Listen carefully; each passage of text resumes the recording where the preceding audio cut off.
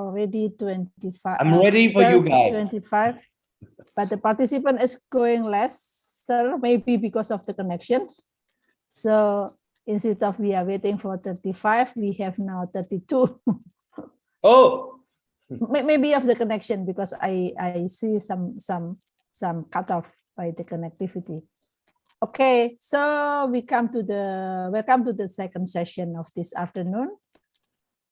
So we would like to give deliver the time to Pak York to start the class.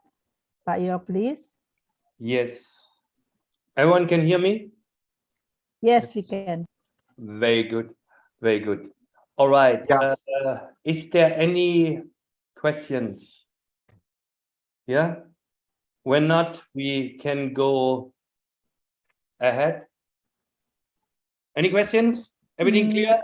Cool. None on the chat box. Not yet on the chat box. Except the how are you? I saw it.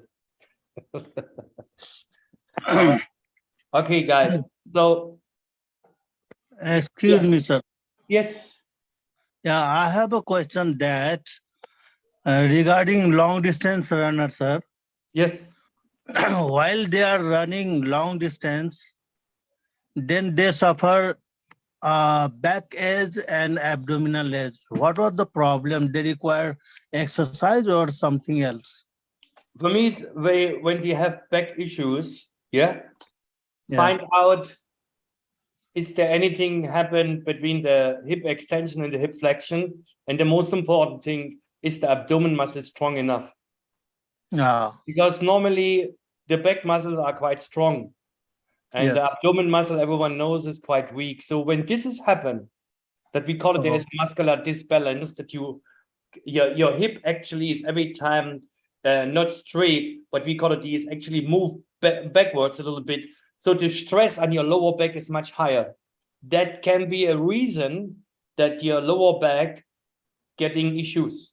It can be also the reason that your glutes muscle might be weak, and the hip flexor muscles like the iliopsoas and the quads, they are too strong. So that actually what you say every time, your hip is not in the right position. And when you're running for, call it every day, between 90 to 2 hours, if you can do it easily for 1 year, but after 1 year, your back said, look, I have enough. We have to check it out. The best thing for you to do an easy running analysis. Use your camera in slow motion from the side, from the back, and from the front. Then you can see exactly, is there the movement, when it stands, is the feet exactly in the same line than the knee, or the knee is moving inside, you have maybe a valgus. Is the adductors. So you have to check it out. But for me, normally lower back issue is coming that the abdomen muscle is too weak. They can't hold it anymore.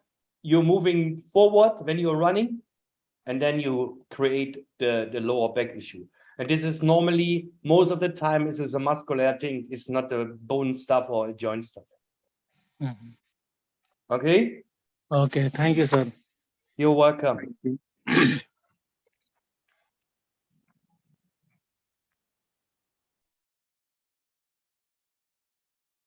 So we have to go.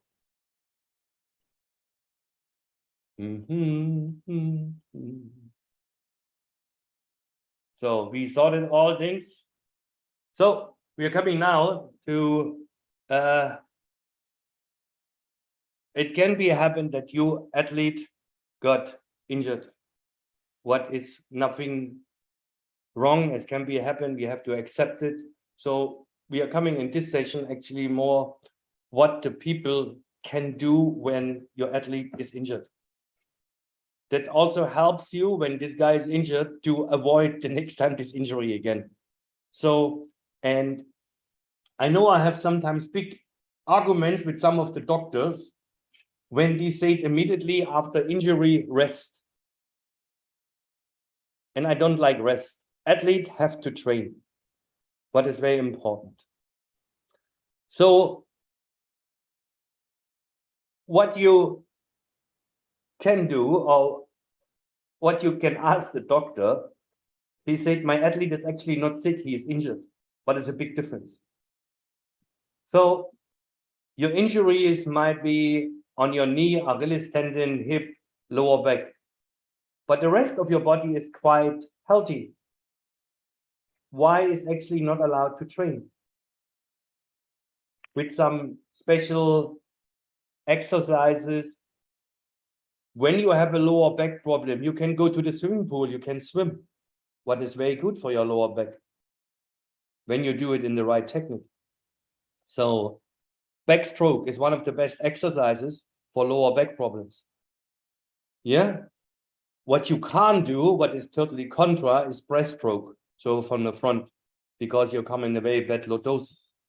But when it's coming to this stuff, I'm very honest to you guys. Yeah. I have every time saying to the doctor, with my holy respect, doc, but I guess I can do a lot with this athlete. Yeah. And we don't touch this injured area, but we touch the surrounding. And when you have this, you will see your athlete also will very welcome, because he is not the outcast. A lot of people, oh, you're injured, we don't care about you anymore, you find your way back. But we are all coaches, we want that our athletes to be happy. And when you have an injury, it's tough anyway, you have to accept it. But for me, also when you twist your ankle, yes, you can do maybe one day rest, but the second day you can train. Yeah, maybe not particular on this injured area. This is the physio job, but you can train with the opposite side of the leg. You can do strength training. You can do actually endurance training. You could put him on the bicycle. Everything, yeah, is allowed. So what I call it impossible is nothing. Yeah. So when we have this rehabilitation training, we will call it, we have actually 6 phases. A lot of people say, wow, 6 phases. So when you're injured, we call it the first phase is the mobilization phase. And you see also in the first phase, after the injury is done, you can do isometric training. You can general flexibility stuff. You can do a little bit, and you can also do a strength training for your upper body when your left leg is injured. So in the second phase, what we call it is the stability phase. Yeah, you can do a little bit more already. You can do isometric training, isokinetic when you have it. You can do aqua training, general strength training is not a big deal, and we can do a lot of complex exercise, what I will show you later. The phase 3, I will call it, is the build up of muscle. Yeah. So you can see there's a lot of general strength training, isokinetic, return to easy sport specific skill, aqua jogging, step up to the muscle training, and you can start actually easily jogging, etc., etc. Phase 4 is actually what we call it return to sport. And you can do striding, endurance, plyometrics, every time with a good technique. Yeah, sport specific still training and swimming, etc., etc. So, and then what we call it, phase number 5, is the preventive rehab training. And this kind of, yeah, preventive training is quite important for you. You can see the physio is working very well on his ankle and his knee here. Why we need actually preventive training? When you think about your target, why we want to do this and what is a target for your athletes, it's very simple. When your athlete feel he is welcome in the team, it's a very good self-motivation to get better. Yeah. Maintain and stabilize the load bearing, because actually you want to get better and you know yourself. Load is very important in track and field. Yeah. But we call it the art of training. Yeah. And important also the reduce of fearing the re-injury. So I told you some couple of hours ago, important stuff is for me this athletes having inhibition. When you have inhibition, you can't train actually with 100%. So what you have to do, try to reduce this stuff.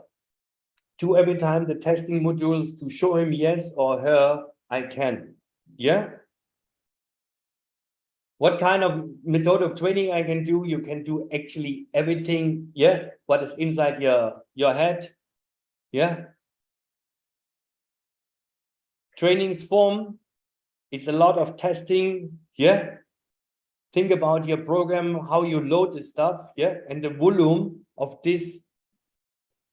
We put here, but this is a dream, I know. 2 times 90 minutes. But I will be very happy when you can do it maybe 2 times 45 minutes every week. Yeah. So to show the athlete, yes, we are taking care of you. Secondly, also for you that you realize, hey, this guy is coming back. Yeah. Step by step.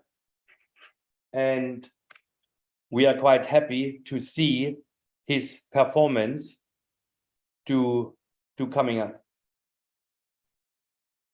And the last one, what is new, it's when athletes having major injuries. We call it now to activate the muscles much better, especially with knee injuries.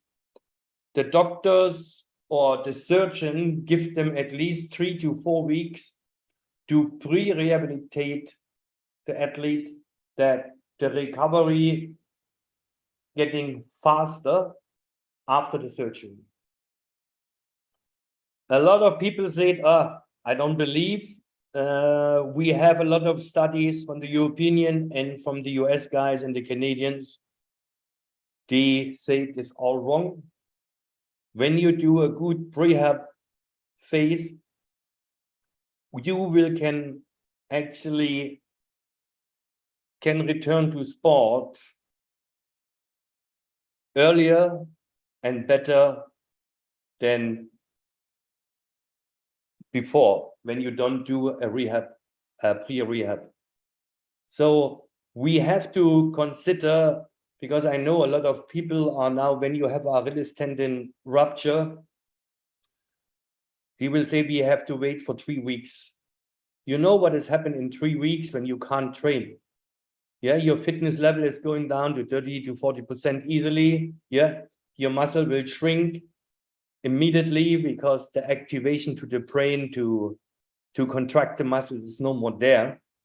So all these things we have to consider. When this has happened, and then he's going for surgery, you need extremely long. And what we are doing when you do a muscle skirt, yeah, and these people coming out of the surgery room and you start with a rehab program after 5 or 6 days, you realize there's already loss of muscle mass from 1 to 2 or 3 centimeters immediately.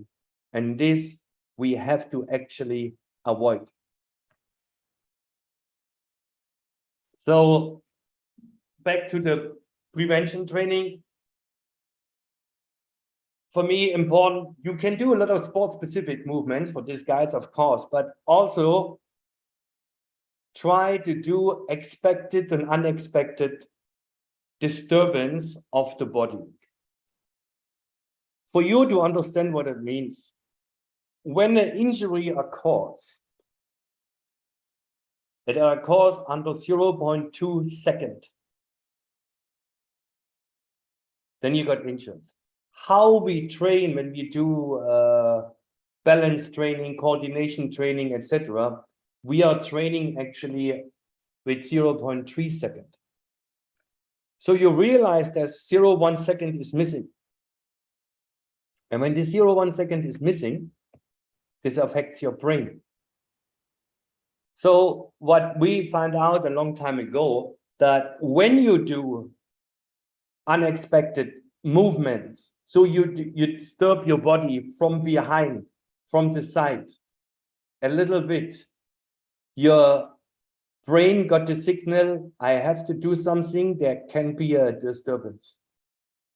And this will help you to get the athletes get fitter, yeah, and also to overcome the inhibition.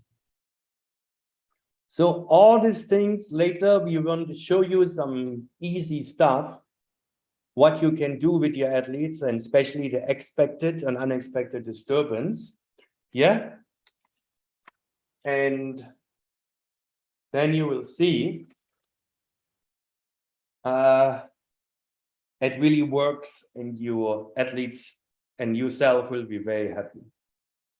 We did this with the plyometrics. We did it with the national hockey team of Malaysia with the girls, and the girls did the plyometrics with this unexpected disturbance, actually in the end getting much faster than the girls didn't do. And the good one is we have the black and white, so nobody can take this away. So that's maybe also quite good for you guys, yeah, to see what you can do with this kind of exercises. Yeah. And also for you, what is important is actually the factors of optimal rehabilitation. The healing of the wound without any complication. Yes, of course, when you got a bacteria inside the wound, it will not be good. There will be sepsis, etc. Yeah. When your guy had the surgery, try to check out that the physiotherapy starts immediately after surgery. Yeah. One more time, these people are not sick, they are injured, but it's a big, big difference. They don't have a disease that you can't touch them. They are very healthy people. Yeah. Also think about a good nutrition. Yeah. Think about vitamins, minerals. Yeah. We needed to bring up our muscle again. You see all the 5 phases of rehab should be carried out without mistakes. And there is actually for you guys something different. In sports science, we say the body adapt to the training. This is sports science. In rehab, we are different. We say the training adapt to the body. But it's totally different, because when I have a swelling in my knee, I can't train. Or I have to do something else. But I can't work on this knee right now because there's a swelling inside. Swelling means inflammation, and I don't want. So we have to be very careful. One more time for you. Think about it. Sports science, yeah? The body adapt to the training. Rehab, opposite. The training adapt to the body. After phase 3, we don't care about it anymore. Then we can go back to our sports science. But before, no, it's a no-go. Yeah? You see also what Dr. Hart did yesterday. So unfortunately, yeah, he lost, or his team lost Liverpool. I guess that's the reason we can't call him today. So, but maybe next year he can win. So what is very important for me, I like to work very close with the doctor, the physio, the sports therapist, and also the coach. Because I say one more time, the coach is the most important guy, because athletes trust the coach much more than anyone else. Yeah. And when the coach have a good relationship to the physio, to the doctor, to the masseur, is much better. Yeah. Yeah. Okay. And the concept between physio and rehab training in regard to schedule execution, it have to be clear how far each party can go. Yeah. Good. So we said already important, one of the top level. Yeah. What I like to do is with all athletes and rehab people, we are doing testing. And for me, it's every time it seems like what we learn in track and field. What can we test? How can we test? When? Then we have the diagnostic. why we have to test and where we have to test. And when you see this, yeah, and we can also do this, yeah, testing will not be a magical tool for protecting a gold medal. Clear? Yeah. Cannot always simulate the physical demands of some events. It's also clear. Yeah. We cannot guarantee a performance from a single test. So we need at least 3 to 4 to find out where we're standing, where we're going. Yeah. This is also clear. Yeah. But what it can do for us, why to test? It's a very good monitoring of health and fitness. And this is a fact. Yeah. You still remember yesterday I was talking with you guys. Yeah. The strength and the weakness of my athletes. For you guys as coaches, it's the most important thing to know where my athlete is weak and where he is strong, where I have to work on and where I have to maintain. Yeah. Not everyone is the same. You have maybe 8 jumpers, long jumpers, but they all have a different height, a different weight, and different skills, different abilities, different strength and different speed, etc., etc. For me, it's every time a big issue why most of the coaches having still the protocol, what they are following, and not more to do this more individualized, to get out the best. It's very simple. When people doing submaximal sprinting, and we call it now, we are running maybe 60 meters, yeah, in 8 seconds. And then we walk back and do it again. For some people, will it be very easy, but some people will be pumping like crazy. And some people, yeah, say, okay, it's moderate, I don't feel so much. So for who actually works that? It's only the guy when you say, okay, I feel a little bit, so something is okay. But the people, they don't feel anything, or people pumping like crazy. For this is the training not good. There's something wrong. So we have to measure what is the strength and what is the weakness of my athlete. So it's also good how to plan my training, and it's also good evaluation of training. Very good testing. I can see how good you are. It's a good motivation for myself or for my athlete. Yeah. And it's also good for the spirit of the competition.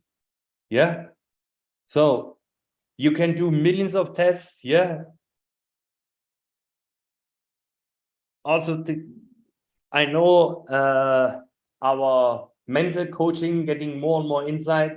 What I like to do a lot is blood never lies. Yeah, I guess everyone knows some endurance tests, and when you check your blood, yeah, which kind of lactate you have, it's the best thing to do, and it is also easy to do.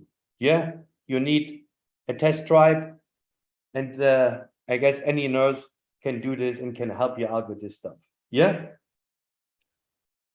So physical, I don't have to talk so much about this. Yeah. And the technical, yeah, it's very good to see where you go and where you want to go and what is actually the best technique and where we are standing.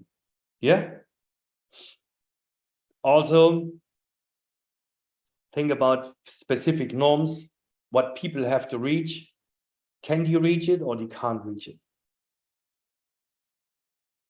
So when I call it every time there is two, there's a biological age and a training age. Yeah.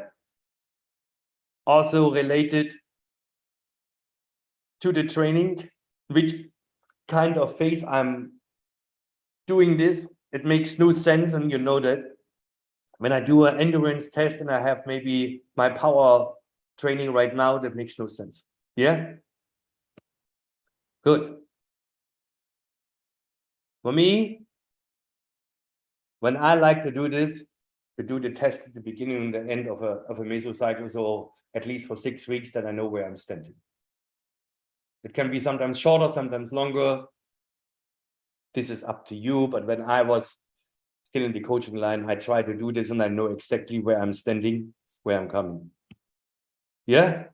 And also in the beginning, the end of the training phases, especially what we said before, the weakness and the strength of your athletes, you improve or you didn't improve.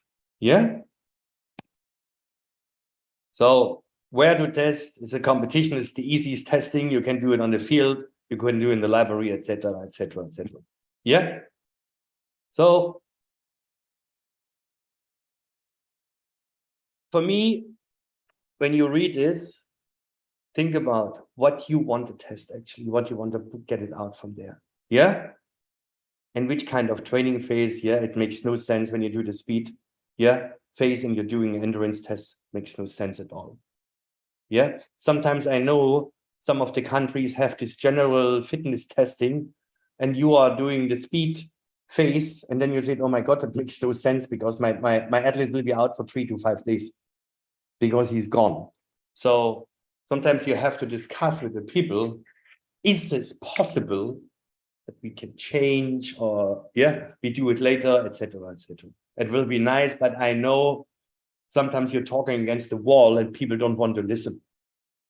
Yeah, it is tough and I will understand you every time. And but you need a recommendation. I will write something for you and I will be very happy because it makes no sense. And when you do this, actually you do the wrong testing to the wrong time, you will create injuries as well. Very simple. Yeah. So testing every time I have to be valid and reliable. So guys, it makes no sense when someone else doing the testing and the next time someone else doing the testing. That makes no sense. It have to time every time the same person. And it's have to time what we call it when you do a squat, half squat, maximum strength test, so 1 repetition. You have to check the technique perfectly. Yeah. How you want to do this? Yeah. How much time you have between, how much rest time you have between. Very important. Write it down. Because you can't bring it, and we call it now, you really go to the max and you do a half squat, maybe with a long jumper, and he doing 200 kilos, and you only give him 1 minute rest for the 210 kilos, he will collapse, he can't. But when you give him maybe 5 to 7 minutes rest, there might be a chance when you have a good training that he can do it. Yeah. So think about this every time, valid and reliable. Yeah. So you do your own test protocols. I'm sure you know how to do this. Yeah. So the administration have to be every time the same. And of course, the human rights have to be fully respected. Yeah. So testing is repeated in regular intervals. We know that. Yeah.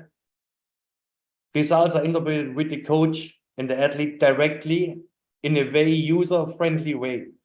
I mean, sometimes it can be also a test that is not good, but don't put it down on your athlete. Yeah, it will not be good. Yeah, but sometimes we are all humans. We make mistakes. There's nothing wrong with that, but we can learn from our mistakes. Yeah, and it makes no sense to get extremely upset because you can't change the past. You only can change your future. It's very simple. So try to find out what was the reason when the test went wrong, and then you will see it's getting better. Yeah. Yeah. So technical stuff is not so. Think about what I did a lot with my athletes to find out where we're standing was actually a standing long jump. Yeah. In the sand pit. Yeah. It's quite safe to do this. Yeah. And you can see a very good explosive power, what people can do there. Yeah. So, and I was every time quite good when my high jumper was jumping over 3 meters, then you know exactly he is there. Yeah. And I don't have to think so much anymore. Yeah. So what we call it, then you bring him down a little bit, yeah, and then he can jump quite high. Yeah, and of course, so the athlete must to understand the test. When not, you're facing some issues, he can get injured as well. So, and our great Frank Dick, yeah, said something very nicely. Tests are not ends in themselves, but it means for evaluation and training status and monitoring of the training load testing. Procedures assist the coach to understand the athlete's training status and is a development to make training programs more efficient. This is totally right. And I love to do it. Yeah, and I say thanks to that Mr. Dick said that, and that was already in 92. So I guess we are doing some question and answers. I guess you have a lot of things. Yeah, and you let me know. Yes, but at least we have 2 until now. Shall I read it for you? But yes, okay. I'm Sure. here. Oh, wait. Oh, yeah. Go, good. Okay. All right. Okay. Sure. What seems to be the problem with my hurdler? She can't sprint normally, but every time she do a hurdle workout, her hamstring is always tight and she can't continue anymore. What? All right. Mr. Chua. For me, when I read this, I mean, I can't see her right now. Maybe next time we can do a video call. I guess the whole issue is coming from her back. It looks like for me, because you see, she can sprint normally, but when she abduct her leg, there can be any stress. There's a lot of nerves going around there, and will affect her hamstrings. We had it some couple of years ago in the Sports Institute in Malaysia. Our Asian champion karate, she had the same issue. And later we found out that she had a lower back issue, and this was touching a nerve. She got the wrong signal actually to the brain, and the brain every time was thinking, I have to do something, and she pulled the hamstring, what was totally wrong. And when I read it, this sounds like the same for me, but I don't know. I can't see her, so I can't examine, but there can be a big issue like this. Okay? Good. Sure. Yeah, you're welcome. Yes, sir. Sure. Yes. I would like to ask a question regarding usually the common injury encountered by players, especially sprinters, hamstring injury. But some athletes experience like what we call plantar fasciitis. It's always the case of the jumper or the long distance. They always encounter this and they don't know how to handle this kind of pain or injury. Is there a cause, a reason behind for this kind of pain or injury? Yes, normally plantar fasciitis is actually what we call it, the overused injury. So reason for jumpers, think about also a lot of hurdlers have this issue. It's the takeoff. There's a lot of power, a lot of force, because your calf muscle will pull your Achilles tendon. Yeah? Your Achilles tendon is actually connected to your heel. Your heel is connected to the plantar fasciitis. Yeah? So all this, and when you push every time and your calf muscle is too strong, you will face some issues. That's why I said you have to check how flexible you are in your calf muscle and how strong you're in front with the tibialis anterior. You know, when you put, we call it, this is your feet, and you put a rubber band here and you let him push up like this position, then you activate the tibialis anterior. And a lot of people say after 10 repetitions, oh my God, this is painful. Then you know there's actually some weakness there. And when this has happened, then number one, plantar fasciitis or Achilles tendon issues, what we want to avoid actually. Yeah. So check out how flexible these people are in their calf muscle Yeah. And then you check out the arch of the feet. Is this a normal position? Is a flat feet? Is this a pronation? Is it supination? Or is a neutral position?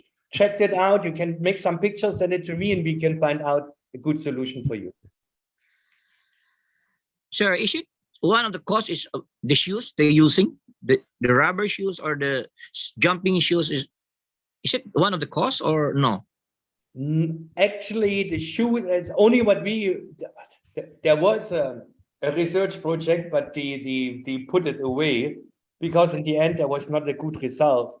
The only issue what I have, when you have new shoes, you have to be careful. Okay.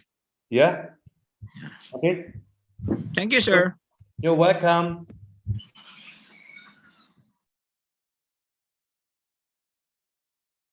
So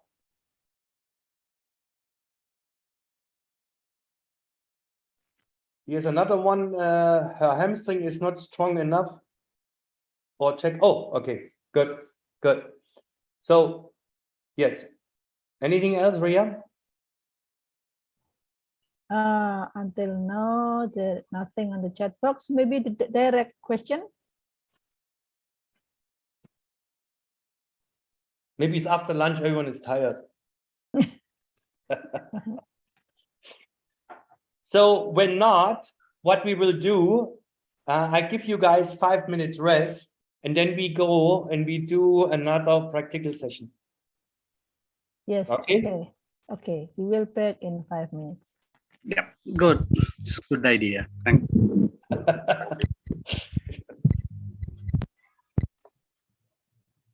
Kevin.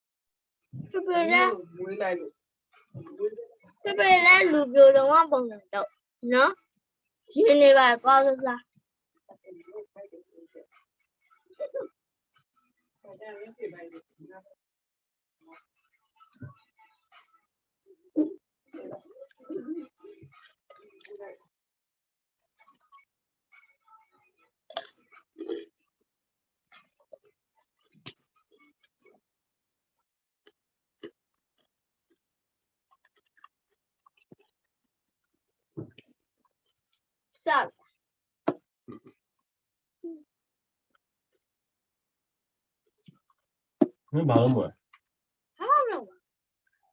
ဘာမင်းရယူတော့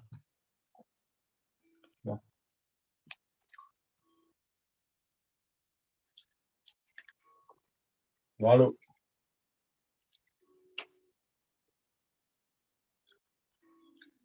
ကြွတားရှိတယ်ကစား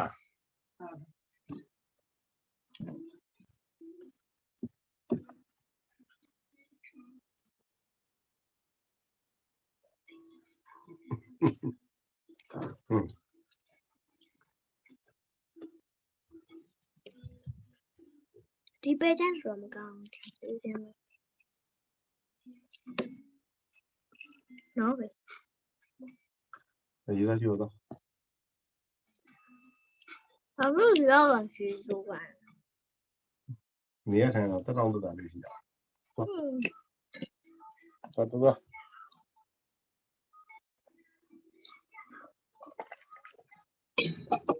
နော်တော့ယူသားယူကလေးလေးအဲ့လိုပြောမကောင်းဆိုမှမလို့အောင်သွားလို့သွားလိုက်တော့သွားနော်သွားယူသားယူ9မိနစ်ပဲချိန်နေမှာသွား9မိနစ်မရအောင် 5 မိနစ်မဲ့အခု7မိနစ်ပေးလိုက်ကိုကစင်းကြည့်လိုက်ကစင်းပလင်းကြည့်လိုက်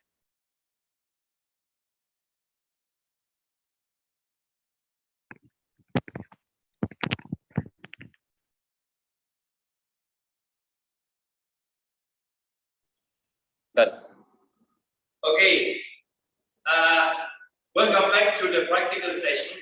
And I told you what I want to show you a little bit how you can test actually strong and weak muscles.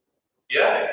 So Jenny will be my assistant and volunteer, and might be Kevin as well. Yeah. So because I know he's unflexible and that you can see the difference. Yeah. Okay.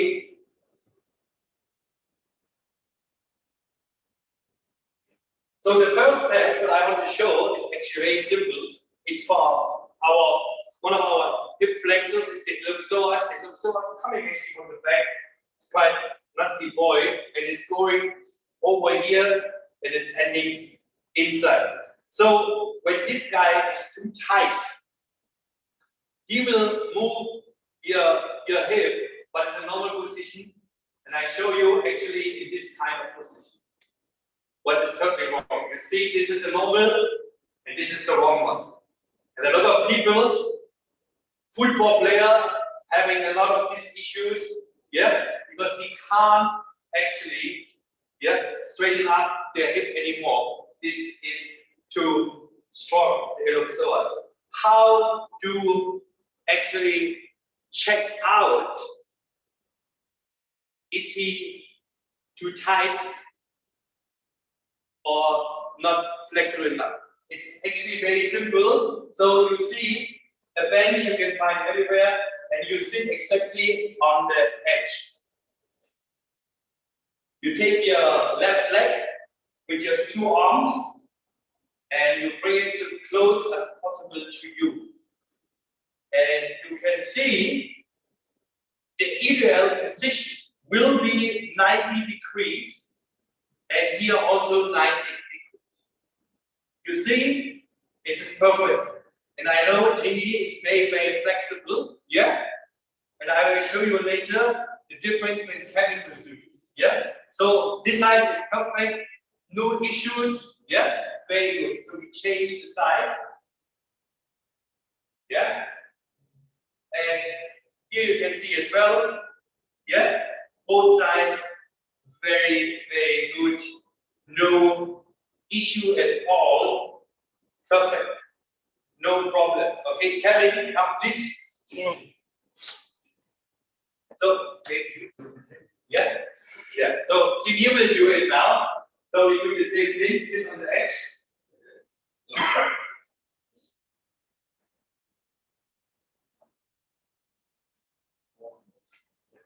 More on the edge. Number one.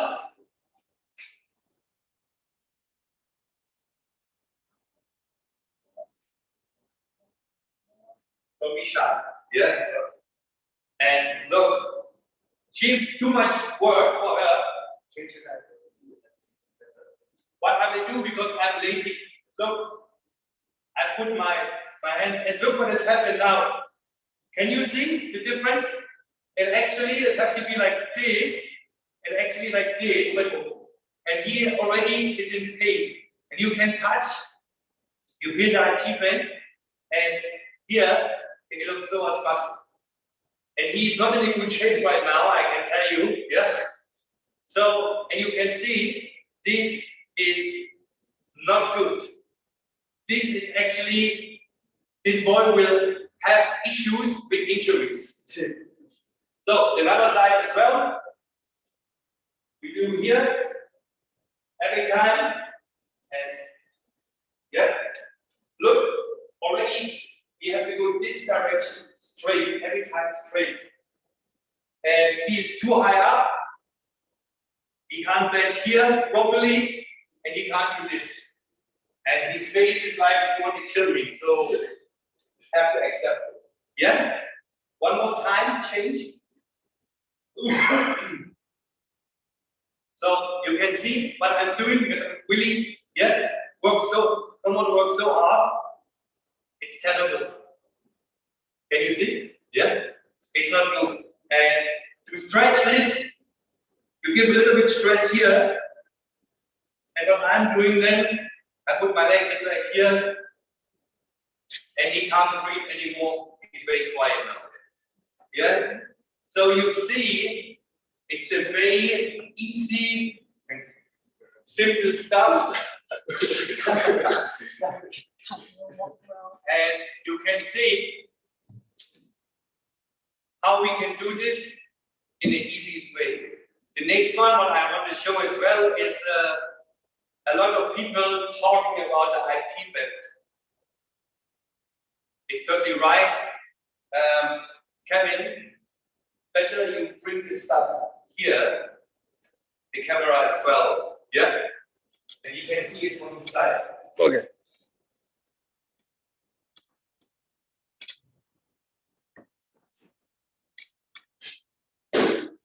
Kevin, come. I want to show with you because she's too good. Oh. Yeah. Uh-oh. So you lay down. Be careful, Kevin. Turn on. Yes. On your left side. So, guys, you still remember the IT band is here. When you are a good coach, you can use your hand. You realize every time when you go inside here, come around and bring it closer. Yeah. When you go inside here, it's quite hard. And this is actually on top of the IT band. So, how I stretch this kind of ligament, it's very simple because I told you I'm a little bit lazy. So what I'm doing, I put his feet on my hip. So what I'm doing now, every time I give a little bit movement. It's also good for my hip mobility. See, I'm doing something for my hip mobility. And going every time, and I try actually to reach with the heel my glutes. So the next one, I go under the knee with my hand. I bring it up and move him backwards. And I realized suddenly I can't, because it is very, very, very tight. When you touch this here, it's not a good feeling. So you realize he is really not flexible enough. Yeah? And we have some issues. We're going back and we do it one more time that you guys can see. So, come back here. Number one, put your hand actually at the corner here, on this bone. Take his feet, put it on your under, and then you only move. And you realize now that he's much more flexible already. Because I can touch now with his heel, his glutes. But we had before was actually a mission impossible. Now can. So bring this up so high as possible, hold it, push against, and try to bring him in this direction, and he has finished. It's still very tight, yeah, but the best exercise to stretch this IT band.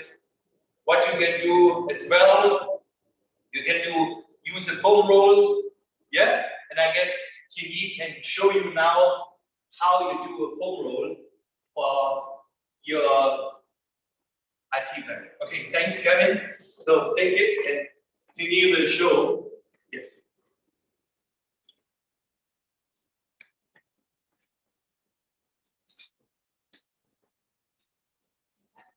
Yeah.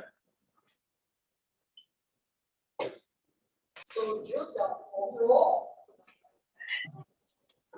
and try one leg bend 90 degrees, another leg, my right leg is the IT band. So put your IT bands on the foam roll, another leg like this, and try to use your hand to grow.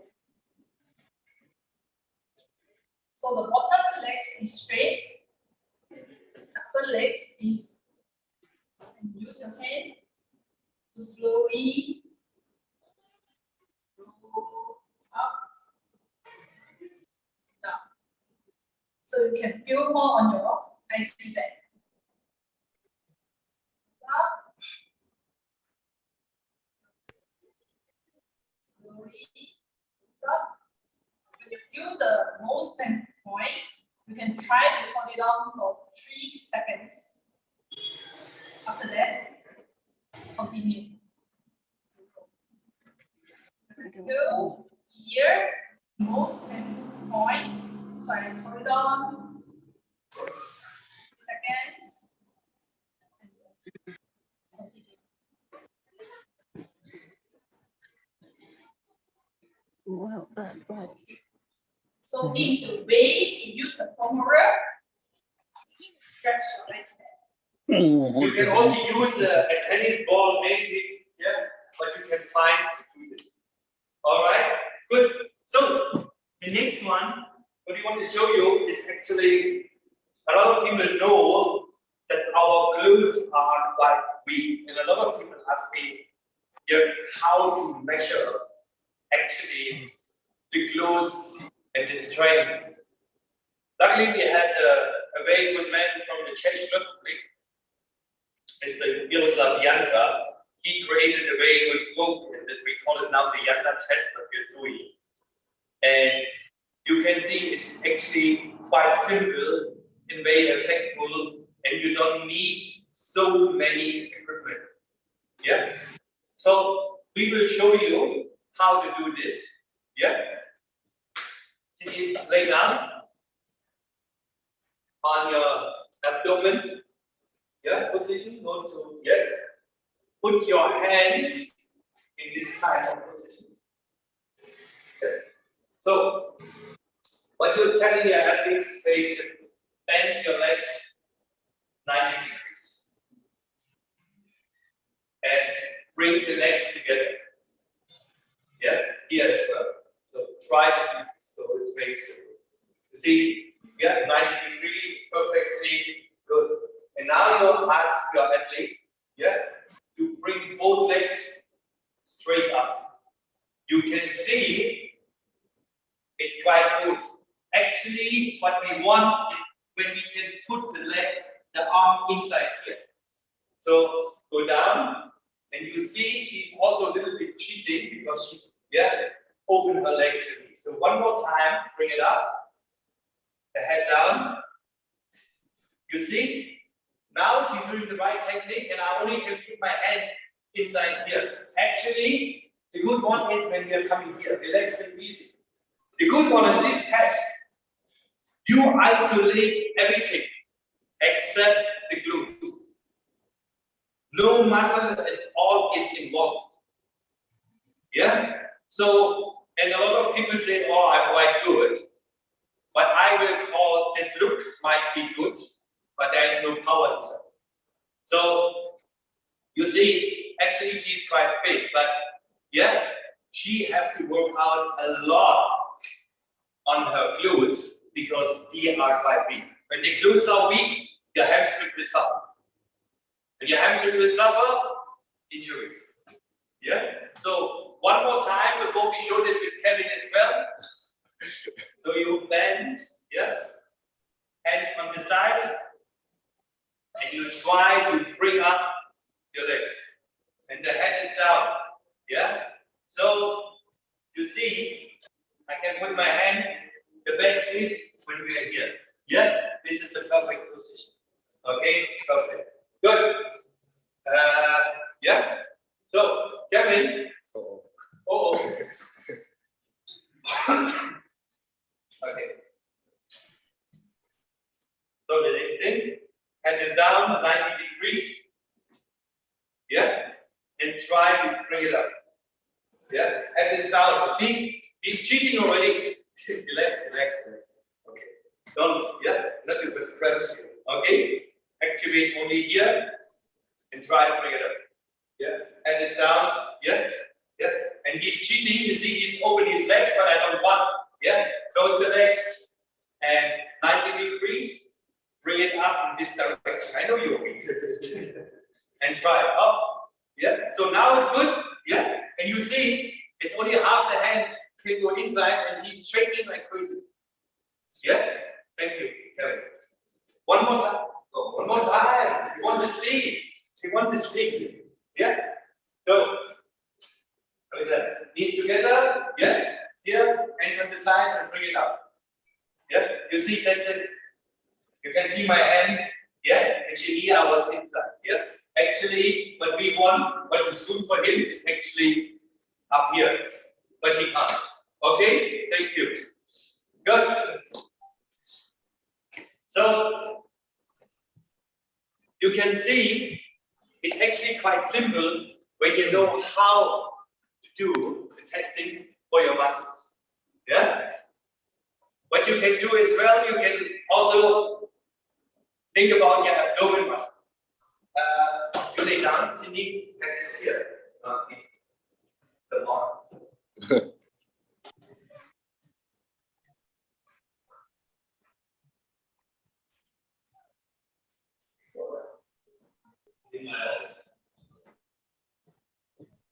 Guys, give me a second, I need the model.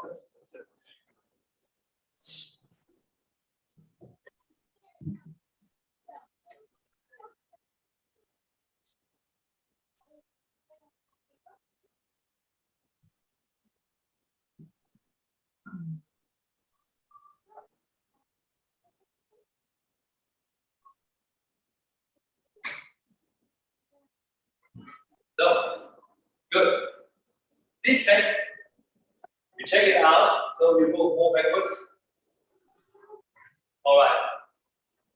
Guys, one more time, think about this is every time one line. Your toes, your knee, your shoulder is every time one. Don't do this. Don't do this. One line. Good. Important for you guys as well every time that you know exactly where is your heel. So you mark it. A test has to be violent with a violent. Every time. So what I want for her now is that you put your hands in front and you try to come out up without swing. And you see, you can actually measure, put your hands or you put a centimeter, yeah, measurement, how high she can come up. Yeah. So actually what we want is actually that she's here. Yeah, but she can't. So it's fine. And you see what she did every time she's moving with your feet. You get up. So we try it one more time. You have a red light here and come up. No swing, you see? See, every time athletes like the chick, I mean, you was the same, I guess. Yeah. So no swing, and it's finished there. While we also good try to do this kind of position, we don't want to accept activate the ellipsoid so much. Okay, go back. Yeah. So because a lot of people are doing sit-ups and you're holding the feet. When you do this, come up. Much easier. Because now I'm working maybe with 65 to 70% with my ellipsoid muscle, but not with the abs anymore. And some people can do 40 to 50 reps without any problems. But when I leave her alone, you see, she can't. Because we isolate this muscle right now. Okay? Good. You want a little bit more when you see, oh, I have something you can do it easily. Very simple. Tell the guys, put your hands so far as possible behind, yeah, your head. And you try to come up now. And you see, the liver is much longer, and this is much tougher to do this. Yeah, and you can measure this as well. Yeah, go back. Don't forget to breathe, please. Good. Yeah, so you see, important is this, and you put this again and try to come up. Yeah, and you see it's much tougher because the liver is much longer. Yeah, good. Someone never mute. Okay, one more time. Right. Yeah. And then you can measure. Yeah. How many centimeters? Okay, good. All right. Good. Is there any questions so far? Yeah. Yeah, okay, cool.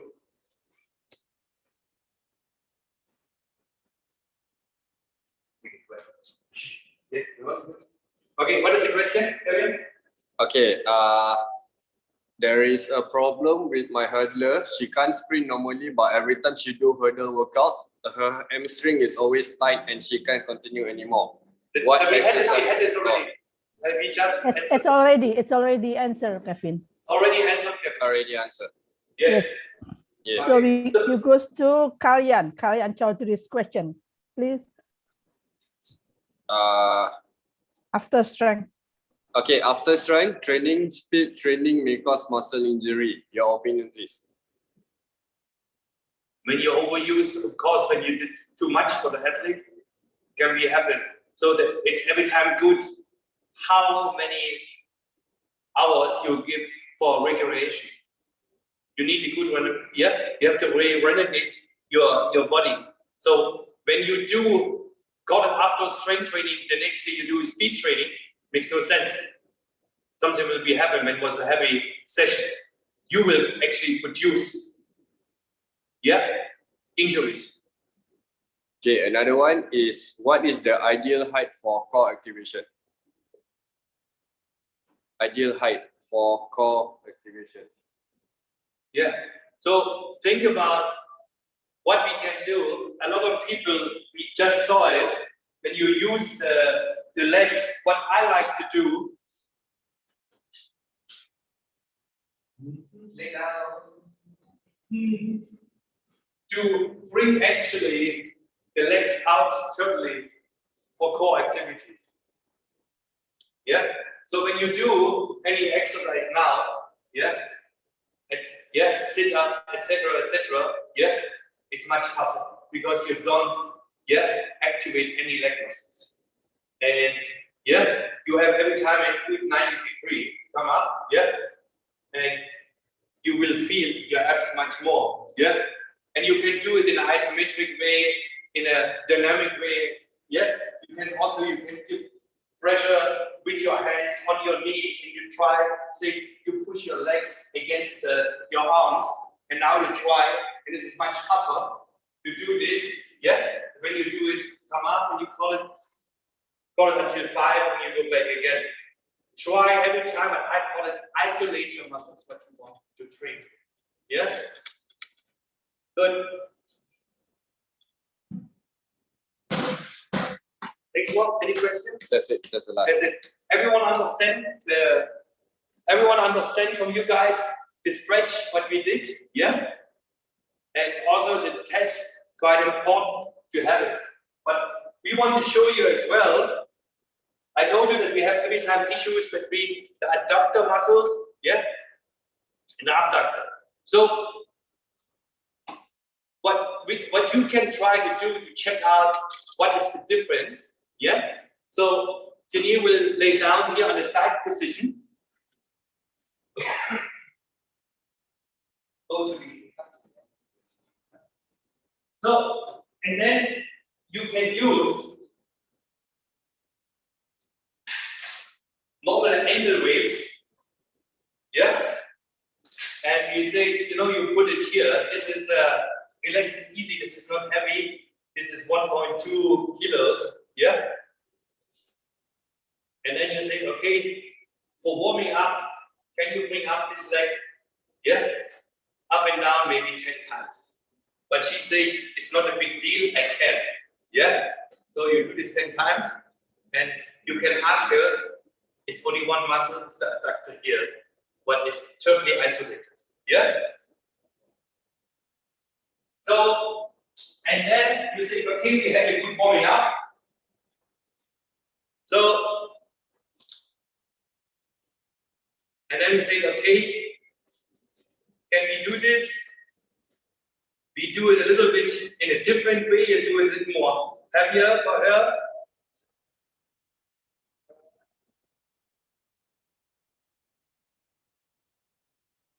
Inside, somewhat. Yeah, but it's now much tougher for her. Yeah, and now, yeah, you realize it's much tougher. So this is now 5.5 kilos. Yeah, I guess I can give maybe try. You see now it's 8 kilos. She's shaking already. So I guess your maximum will be 10 kilos. And then we change it to another side. Yeah? To left. Yeah? Good. We do the same thing again.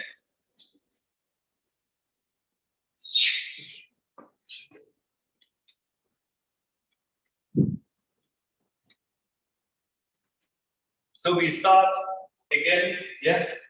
Relax and easy. Painful? Oh, she has lots of issues. Okay, bring it up. Yeah. So, yeah. Good. 10 times.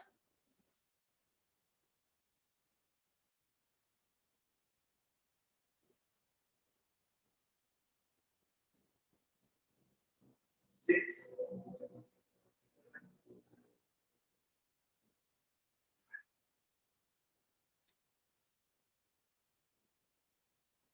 Okay, good. So, very simple. We do this again. Yeah.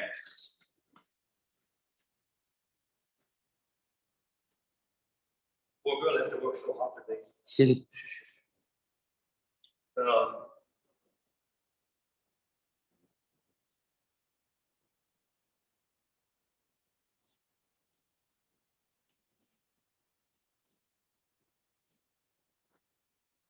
Okay, so you try to bring it up now. And you realize that you have much more issues now to bring it up at this side. Yeah? Okay. Put one more on. Try. And we call it now, maybe she can't do it anymore. Yeah? So this leg is stronger than this leg. Yeah. So we had 10 kilos against 7 kilos.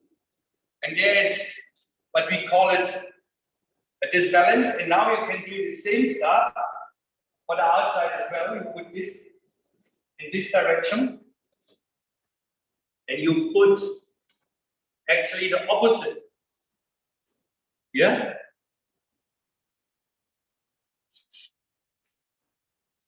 So, and then you see you bring this up as well. Watch every time that the hip is straight. Try. Yeah. Okay, 10 times.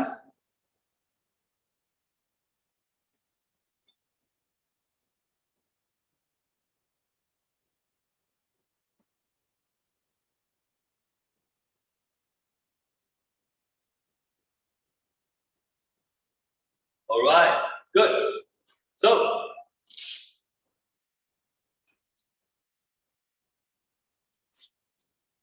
we hope everything is good, but normally the abductor is much more, stronger than the adductor, and that is the reason we have a lot of injuries, on the inside of the muscles.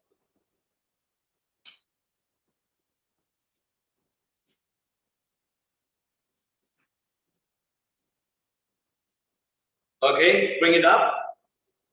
So you can see easily 10 times is not a big deal. Yeah, where she had already issues when she did this with, good. We want to show them that it's actually not a big deal to do more on. Okay, bring it up.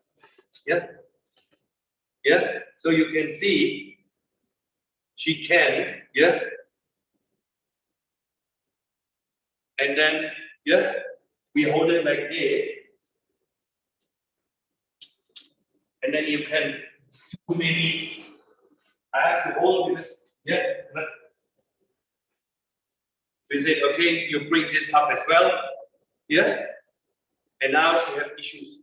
She can't lift, so we take one down and try and bring it up.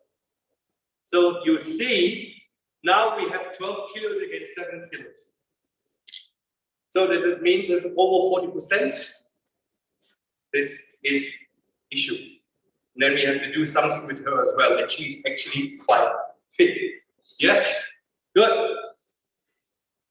What you can do as well, when a lot of people ask you how to measure actually the flexibility of our hamstrings, it's very simple. Yeah, you bend your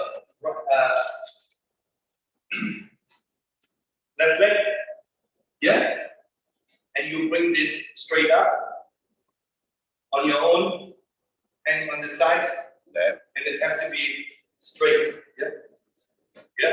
So you see easily 90, also when I go here, there's no resistance.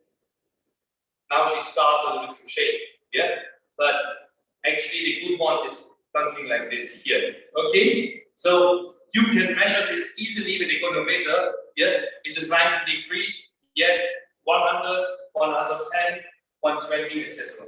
So very good. This one, Kevin, come, you want to show them as well, like you look. And Cindy, maybe you come to look here.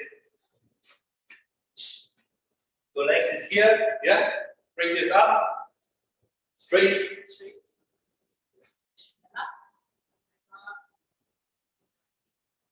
So you have to check already, you even get stretched. This is a straight leg. Bring this 90 degrees, and he's already shaking. So you see the difference. This one is too tight. So he is actually not flexible enough. And when you give resistance here, it's quite hard for me to do anything. Okay, thank you. So you see, it's actually quite easy to do some tests for your muscles as well. And when you have, and you put it in your routine and you check it out, so when you realize, oh my God, the hamstring is actually not flexible enough, Also, my hip flexor is not flexible enough. There is so many exercises you can find in the internet how you can stretch, and everyone has to find his own thing. So what you want to show now, CDE, what kind of strength test we are doing, with our equipment to find out what is actually the weak and the strong side. Okay. So CDE is yours. Follow.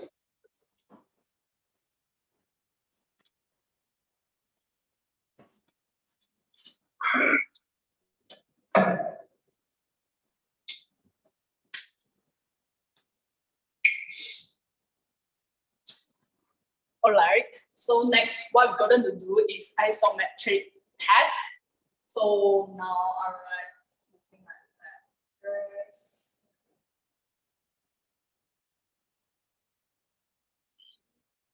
So we have to use the cards. You need what, admin? Yeah. So sorry.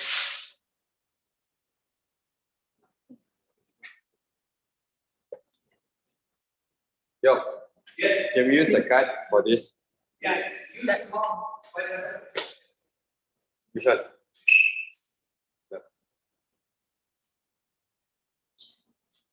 So just wait me a while.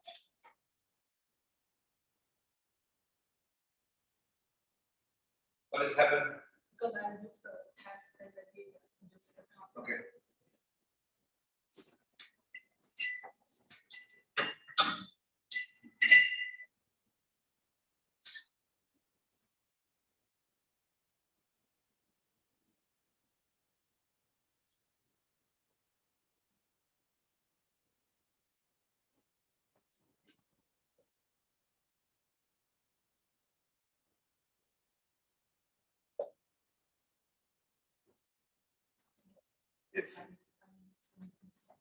Yes.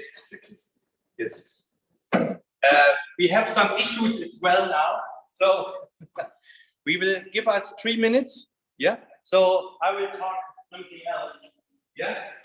So she will give us a signal. So when it's coming to your stretching routine, stabilization exercise, what you can do as well, before we come to the testing, I said already, but it's also for me important is our ellipsoas, the muscle what is here, responsible for all movements. I'm sure in track and field, a lot of athletes will do this kind of stretching, but guys, please check it that you do it every time. It's important, because when this little guy getting upset with us, we're having issues. And so what you can do, you can check it out yourself. When you see, it's a simple exercise. When you sit here, and then you're moving, then we have to come a little bit from the side. And you can see. You can see how I sit. And then I move forward and try to lay down. And the stretch starts exactly from here and going in this direction. And I can keep it here. That's easy. And then I show another side as well. I can tell you my left side is not so good than my right side. I try. So you see already I had issues to sit in the same position what I did with the left side, the right side, and now I try to move forward, but I can't. Let's get still. Then you see my mobility and my flexibility in this, especially this muscle here, left side is much stronger. And unfortunately, I don't have so much time to stretch this every day. I wish, but I can't. So you see, and it will be good every time you check this, that your athlete will do this kind of exercise. Yeah. And what I said before, try every time to isolate, yeah, your muscle when you work out with them. Yeah. So you saw some good testing, and I guess Tilly, you're done. Okay. So it's not a big deal. I guess the same actually was happening yesterday with in Jakarta. We have it now here because it looks like there is no connection between the two computers, so it's not a big deal. We have to accept it. Never mind. Let us try to fix that. What I will do now with you guys, give us 5 minutes. We are going back to the office and we do the rest later. Yeah, 4 minutes and I see you there. Okay, thank you.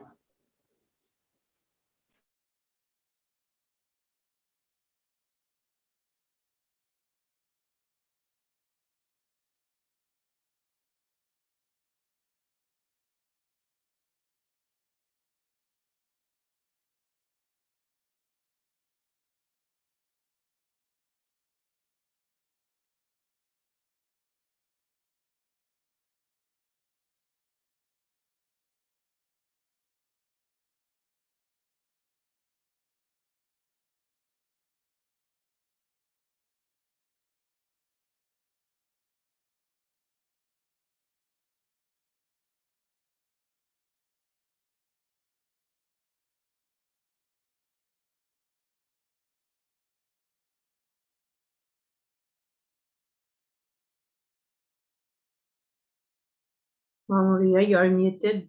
Are you talking? Yes. Yeah. Okay. I thought you were talking a while ago. You are muted. That's why I. Oh, okay, okay.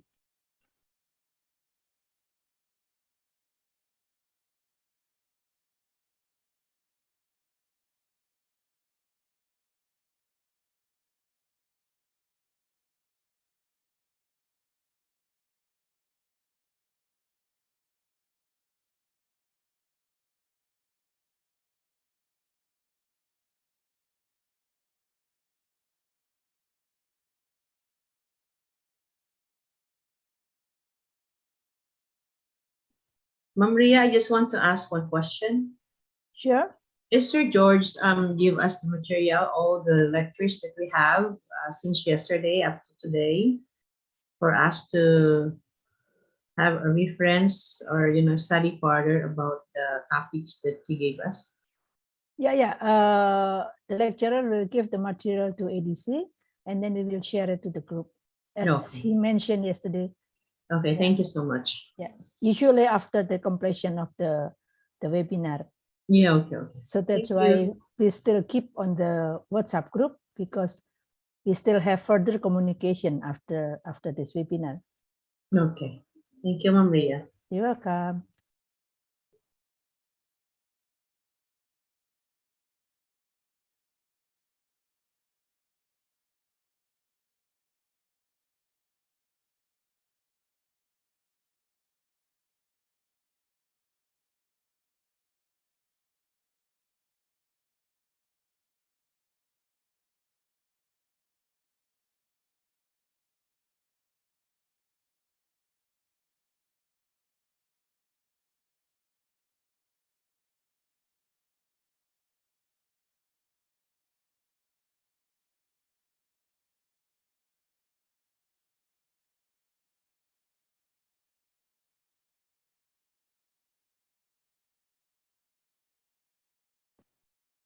Okay.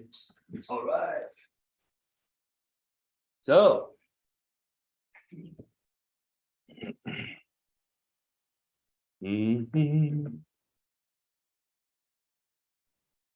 So. We have some question on the chat box. Yes, please. Then let me know. Okay, opening it for you. There are 3 questions. Oh yeah, she need to read it out. Yeah, you can talk. Can you read for me because I can't see the question? Sure, absolutely. The difference between crunches and sit up, which has better effect to abdominal. Okay, there is no difference. Sit up and crunch is the same thing. Yeah. So what I said, what you can do, try to do it isolated. Isolated means make it every time different, because a lot of people can do what I say, 40, 50 sit-ups without any issues. So try every time to do something new for them. Yeah. Adaptation is actually what I call it the key word. Yeah. Because when you do every time the same, you can't get better. Do some adaptation. Change the ankle, change the liver of their hands. Yeah. And think a lot of people doing this, and because this is also not good for your spine. That is every time. Yeah, guys, check it out what you're doing and how you do this. Yeah. So when you want some advice from me, it's very clear. Change. Don't do every time the same. When not, you get bored. When your athlete get bored, it's a monotony. You make mistakes. When you make a mistake, you can get injured. It's also what we call it injury prevention.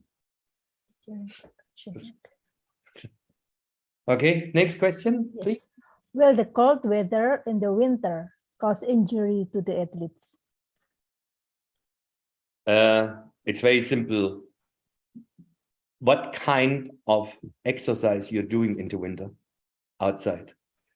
You need, of course, you need a good warming up. I mean, we are blessed that we are living in a warm, climate here. I give you a good example, but when you're going back, I guess what I said, I'm half Malaysian already.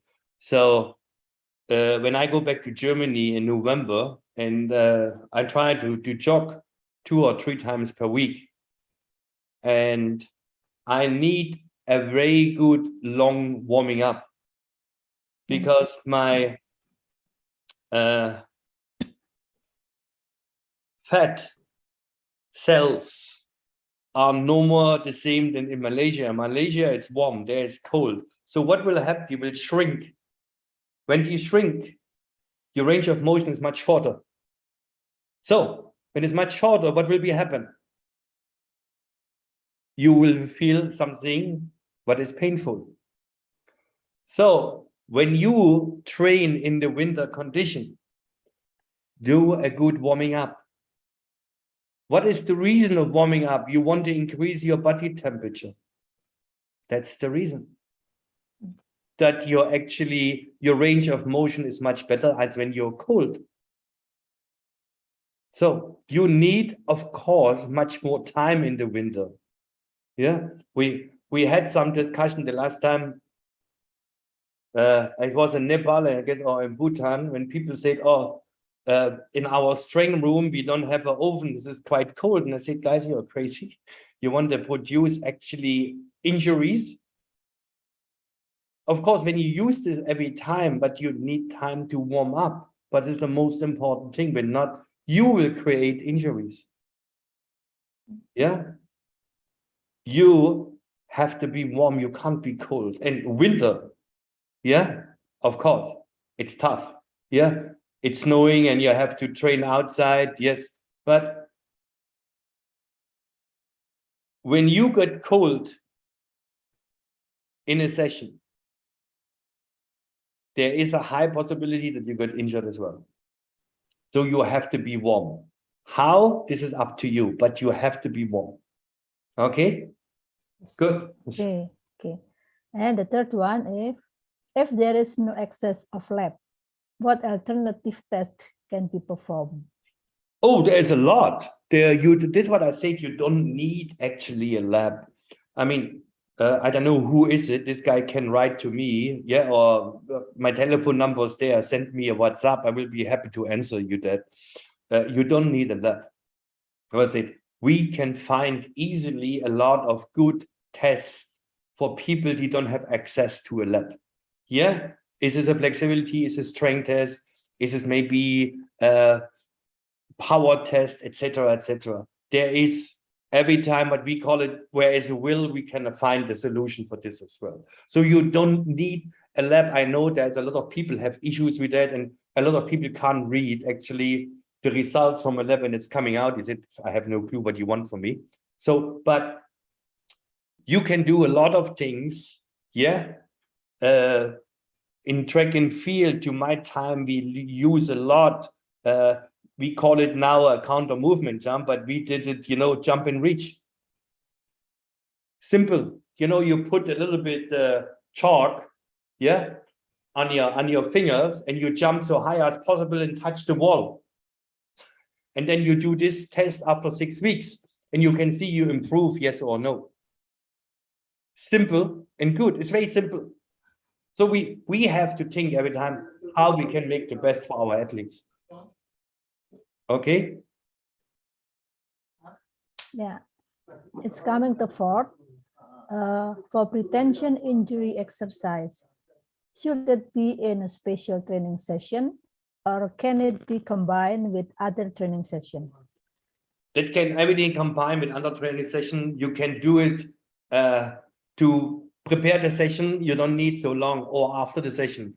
But I think you don't have to think that you have to do it 90 minutes. No.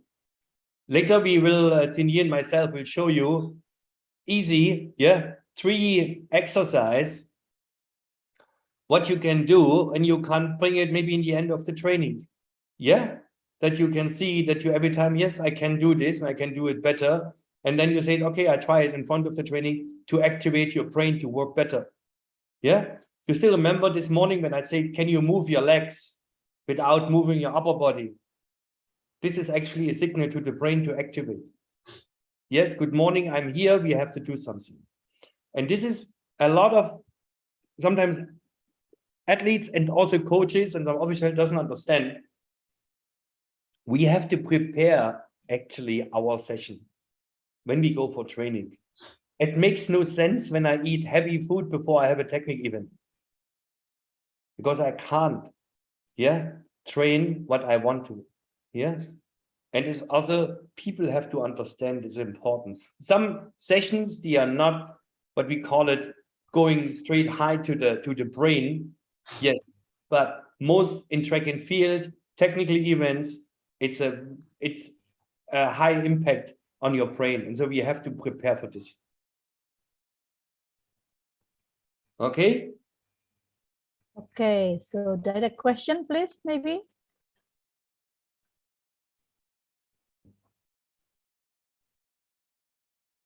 Not No. yet, Pak. Not yet. Okay. Yeah, no more question. Then we can go. Sure. Maybe go to the next session. Whew. Okay. So, all right. Kevin. So yeah, we go to the next session, huh? Okay. Yeah, you kill Kelvin again. Yeah. Yeah. All right. Okay, guys, I know it's quite late already, and everyone is tired, and it's yeah, today quite a. No, we are not. We are not. You're sure? Yes. Yes. See? Good. Yeah, but maybe you, because you are fit. Interesting topic, Sir George. Yes, I know. Please. I know. I'm quite happy as well that we have so many participants. All right, guys. Our next chapter, I want to talk about how actually injuries happen and what we can do to prevent the whole thing. Yeah. So we have to actually, there's 2 factors. Yeah. What we have to think about it. Yeah. And these 2 factors are coming here. A lot of coaches was actually quite upset with me. Someone have his micro still on. Okay. Hello? Good. Better. what actually is the cause of a sports injury? And what do I say? We have an individual effect. It can be a lack of basic training, illness, when we don't listen. The prioritization of performance is not perfect. Integrate preparation for competition, lack of skills, early specialization, over motivation from the athlete. What a lot of people also doesn't understand is we have external factors. Climate, training facilities, yeah, role of opponent. Think about 800-meter race final, pushing around can be happen, yeah. So our equipment is every time in the newest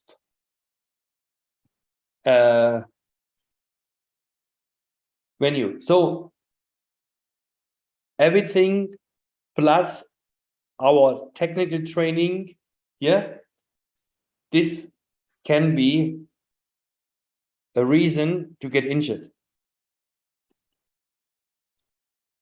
So, Kevin, this will not now. When it's coming to countermeasure of this whole thing, I will call it every time we have a primary staff. How is the coaching expertise of our coaches? Most of you guys have all level 2, level 3, level 1. Yes. But sometimes is this enough, or we are doing our own training and we don't have actually a good advice from outside what we can do. And is this actually good when I do this? Yeah. So a lot of people, I was shocked sometimes when you say, so why you're doing strength training before, yeah, coordination training or technical training. It makes no sense. You will produce your own injury, yeah? Or because I only get the gym at this time, I say, okay, fine, then we have to change the training, but it makes no sense, yeah? So the screening, yeah, it's quite important of your athletes, yeah? Think about a good pre-season conditioning and fitness program. We are coming back, weakness and strength, yeah? Prevention programs, yeah? Also for me, very important, nutrition and how much water you drink, yeah? A good warming up, yeah? Also, cool down. Both have to be there. I know I was a coach as well. Sometimes, you know, it's not every time that you check what the people doing for warming up and cool down, but it is quite important to check because there's every time people get better, they might be doing a better warming up than your athlete. So the secondary stuff is most important, wearing proper footwear. Yeah. Also the attention to the biomechanics and the technique, what we, yeah.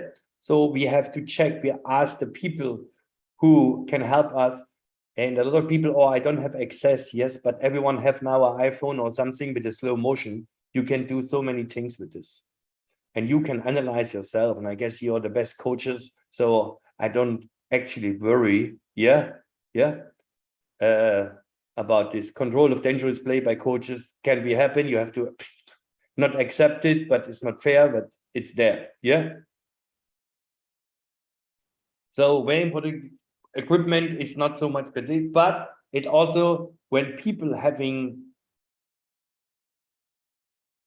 call it not so heavy injuries and call it maybe there is some issues with the heel of your foot.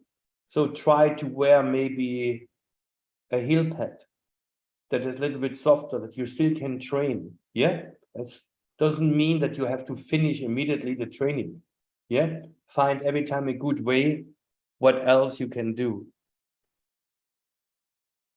So number 3, yeah, when something has happened, yes, you have to need a good access to professional aid and medical care. Yeah. Rehabilitation, yes. And then we have a lot of this taping stuff, and when you have a normal tape, I have not so much injuries, problems with this. But a lot of people now are doing this kinesio taping. And what actually a tape, when you put it on your skin, will do, it will actually send signals to the brain to activate the blood flow. That is a normal. This is not anything else. And unfortunately, our body can't see which kind of color, kinesio tape color, I put on my skin, because he's totally blind. So when I see some athletes having this, and I will understand, yes, there is maybe a hardening in the muscle, etc. But when someone tell me this guy had a back problem, and we put one stripe of tape there, I have my big issues that this will help. And a lot of people say, oh, this will actually stabilize my back. And I said, whoa, this must be from steel or something like that. But a piece of tape can't stabilize your back. Yeah. What I will accept when people say, oh, we put it there because it's a very good placebo, I will accept it. Yeah. But don't think so high that this is actually the cure of everything. Yeah. And sometimes I say it also to my physios. Yeah.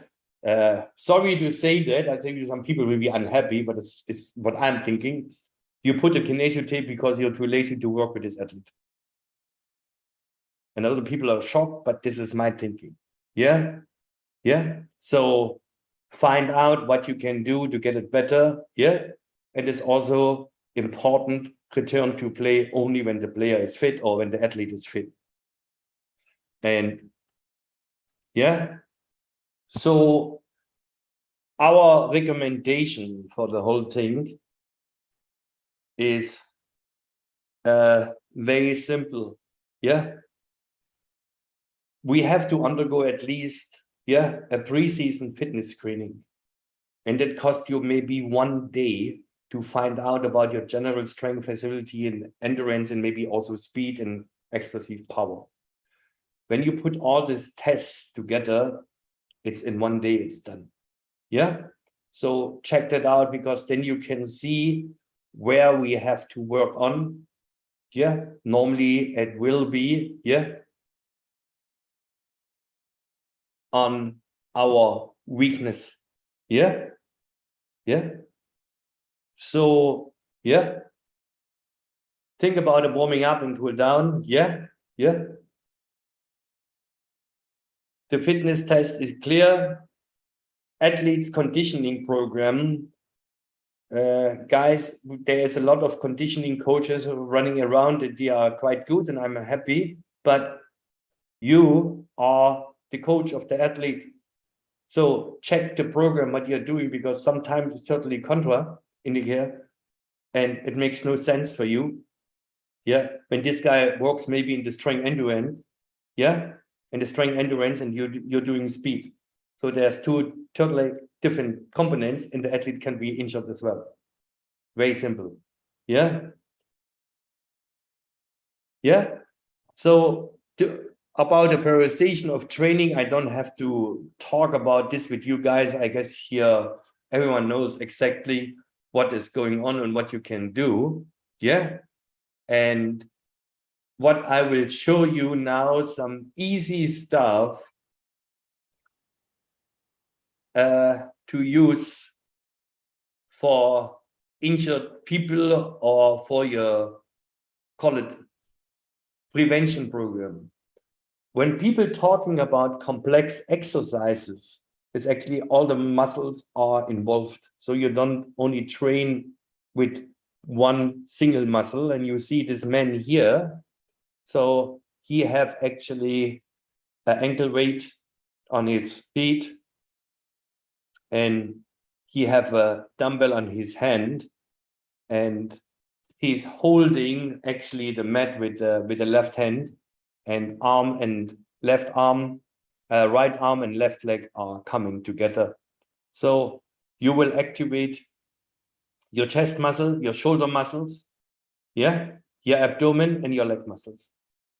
This means actually a complex exercise. Yeah.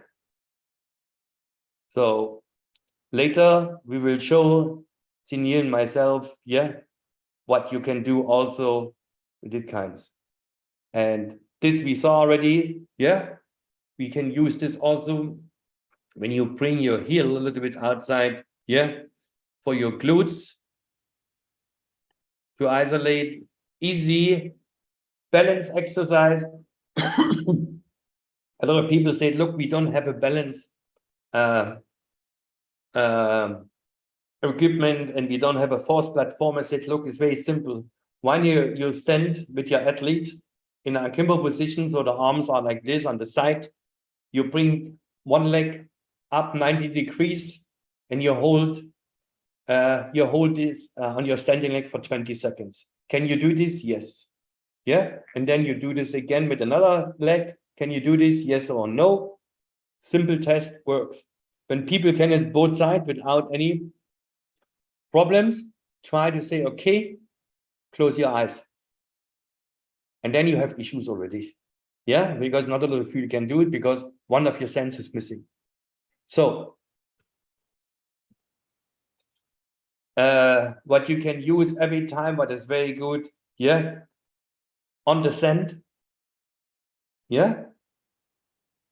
For me, sand is very good to release the stress on your feet. Yeah. And it's very good strengthening for your ankle. Yeah. So exercise with equipment, you can see what she's doing. Yeah, she tried to pull the rubber band, yeah, in a abduction position. Yeah. So every time the rubber band have to go this. This is a very good exercise for your balance. Yeah. It's not easy, so you can check this out and you will see it's a lot of fun as well. Then you can stand on a wobble board. Yeah. What we show you. Yeah. As well, and of course, yeah, what you can do later on, a little bit aqua jogging in hydrotherapy. So the time is a little bit running.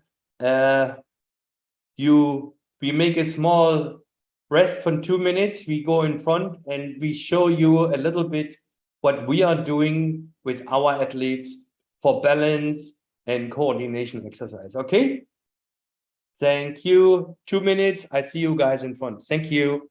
Sure. Okay. We will see in 2 minutes.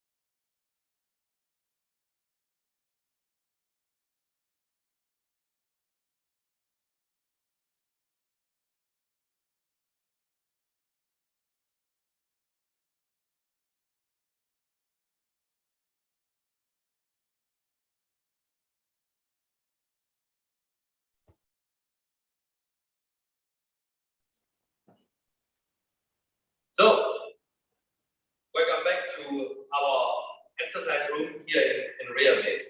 So, what we want to show you guys, so what you can bring actually inside your routine, yeah,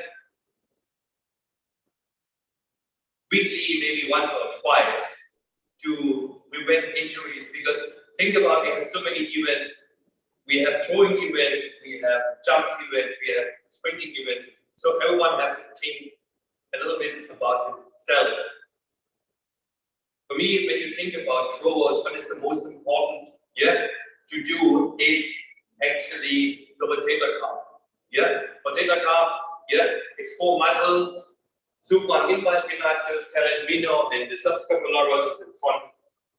Everyone facing issues. So the easiest exercise to make these muscles actually strong, you do it, yeah? We will show you, yes. I'll leave it there. Yeah, good. So this is actually the superpinatus thumb. So you put outside, yeah, and go back. It's very simple, and you activate important, but I say every time you do it, I will take something.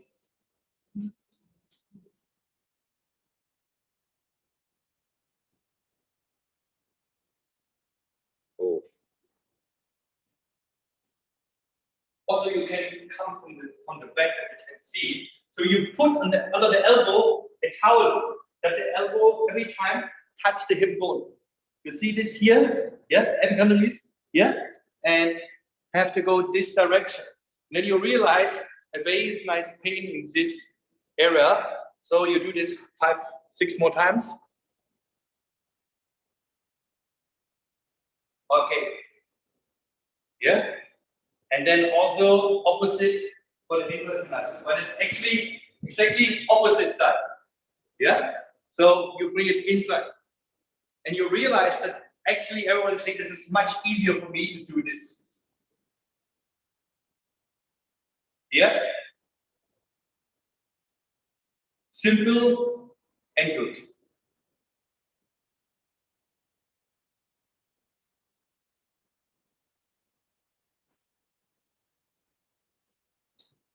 So the next one,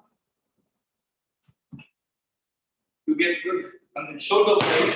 So you need to sit down. Good. So you check every time it's 90 degrees. But we call it kissing elbows. And you're going in this direction. I hope it's not so heavy for her now, but I don't think it's fit. Yeah. So, guys, you see, it was a mistake already. Kissing elbows, very important here. Yeah. And now you go backward, slowly, and go forward to activate all your shoulder muscles. Kevin, come around that the people can see. Yeah. Slowly. Yes, and come. And every time check that must be 90 degrees. And go forward. And you see people already coming in lordosis. We want to keep it straight. Very important. Okay. And go in front, Kevin. Yes.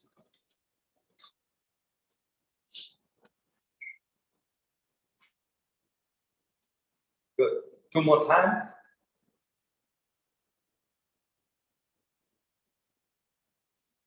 Degrees. So also you realize it's getting heavier for her here. And that's it. Relax.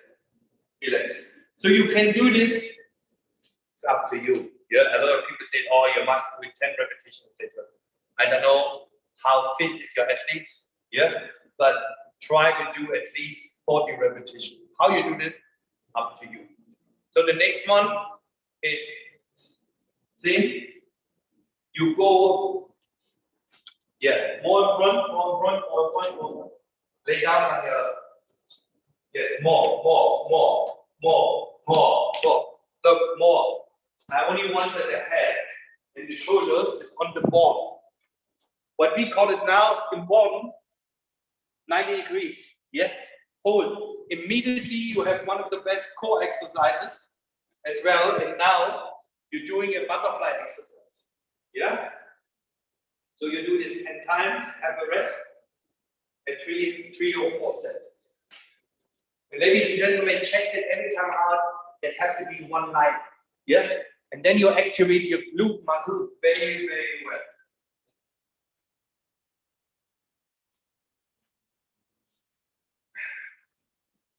Slowly, Kevin is going around.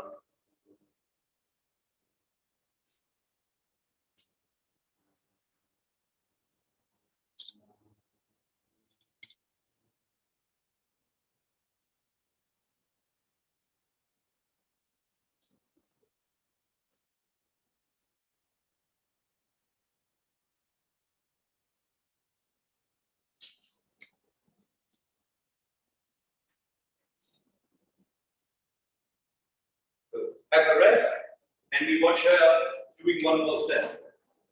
And then I can tell you actually where she feels it. Yeah? Okay. A little bit rest, and then you do it again.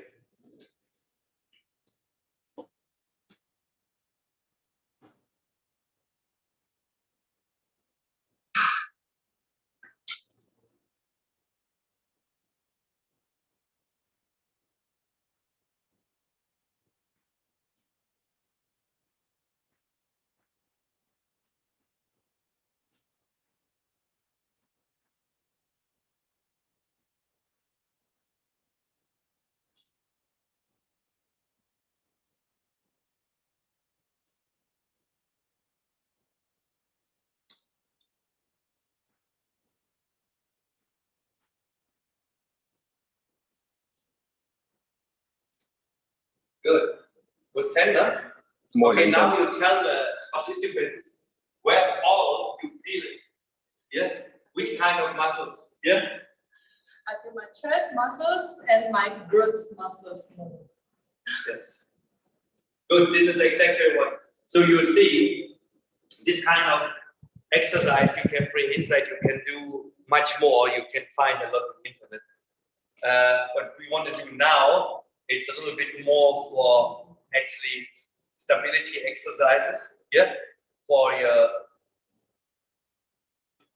legs, yeah, and important for you guys to know, every time when you do this, you have to realize you can find yourself.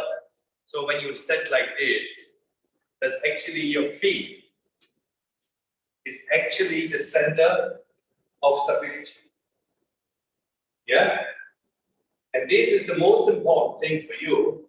You see also me, I was saying I'm quite good, but today I'm not.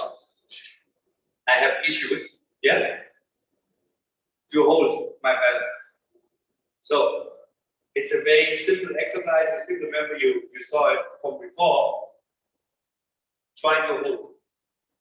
So your feet is the center of stability, and your knee is actually a center of movement. It's very limiting. So when you do this, stand in front, please here, Cindy. So you saw that, and she is quite good.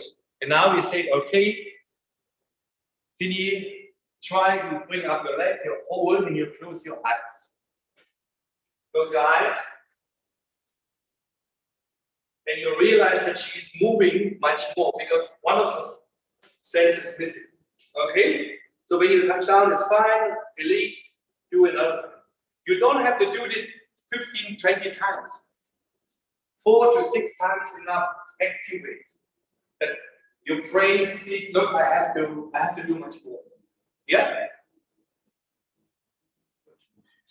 She try hard and she don't open her eyes, so one more time each side. Yeah.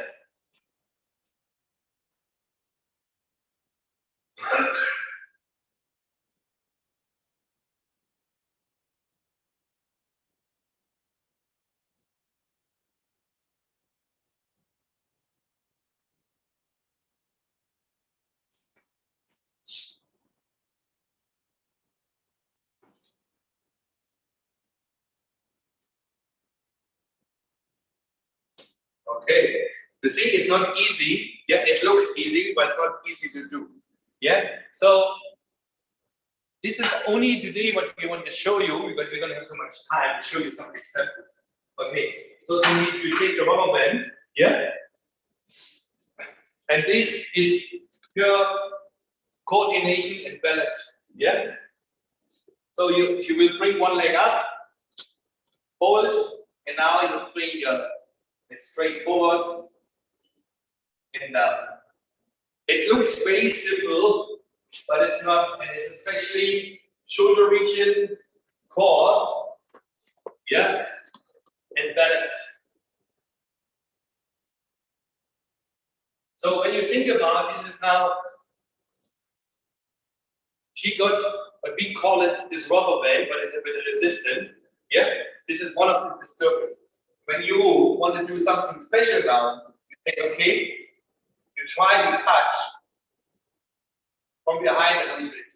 And this is what we call it UGP, unexpected disturbance. Yeah. So you see, she had to work much more for her stability than she had to do before. Yeah, and you can do it like this. Yeah, on the side. And it's not easy to do this. Yeah, so you change your side and you do it again.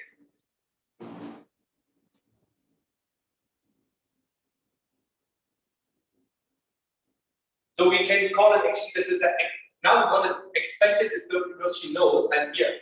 Yeah, and this, yeah, she can actually react a little bit before. Yeah, because she know I will do something to her. Yeah, and when you do this, you only can do this like this. With a long lever, it's much tougher for her. Yeah. Okay. Release.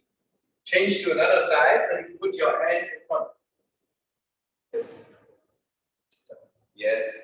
Left side, left leg up, down.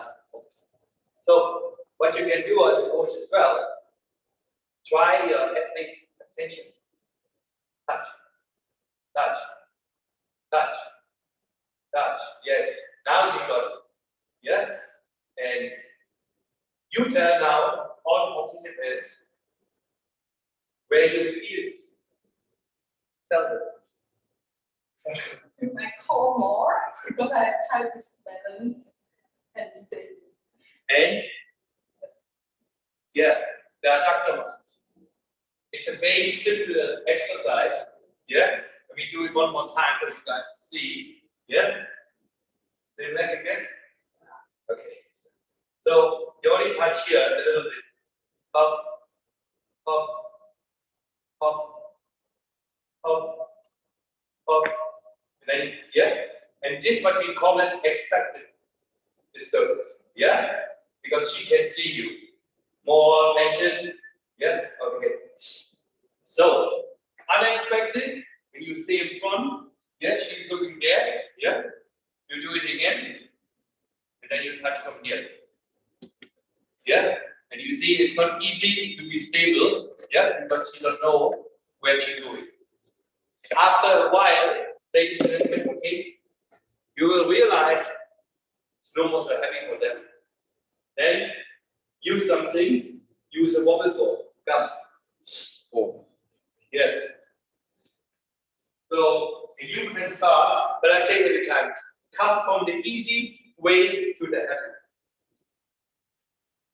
Do this again.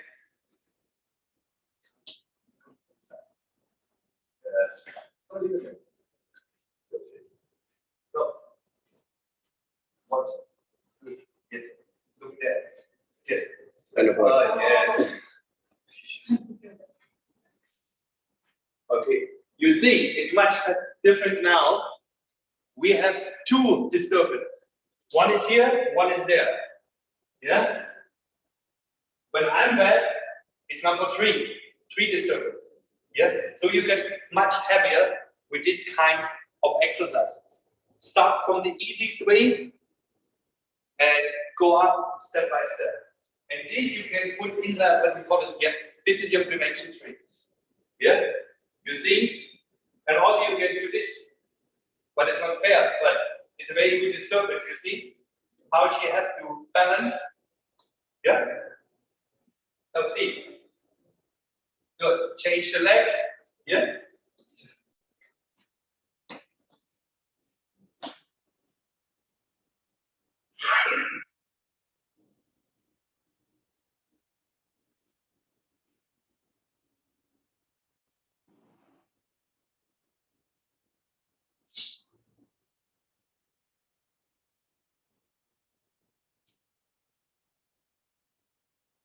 So it's very nice what she's doing, and then you say, okay, I'm behind her, and I try to disturb. Yeah, there's number 3. Now I can start from here as well.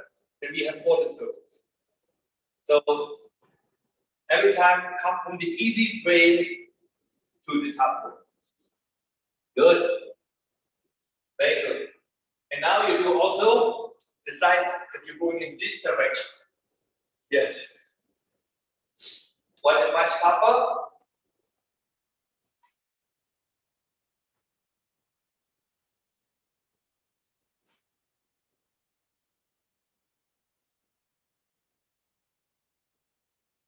Okay. So when you ask now, where you feel it, every time the adductor, what is weak, yeah, because he has to stabilize now. But we call it these muscles, the shoulder muscles are the movers. This guy is the stabilizer, yeah. So we will change the other side as well.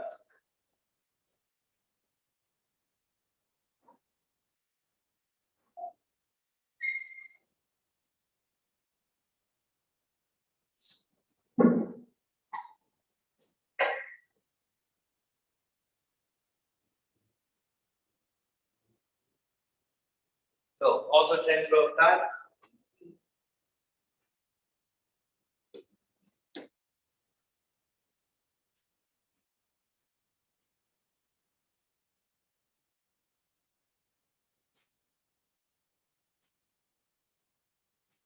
Very good. Good.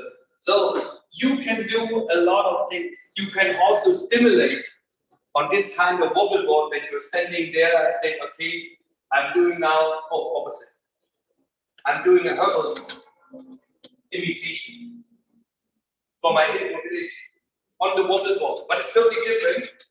Yeah. And a lot of people say, wow, how that is. Yeah. Yes. And you see, because the wobble board is moving. Yeah. So you can think about what you want to do, what you want to bring inside your programs. So you do it 5 times. Yeah.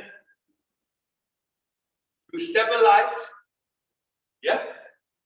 And then you also move there.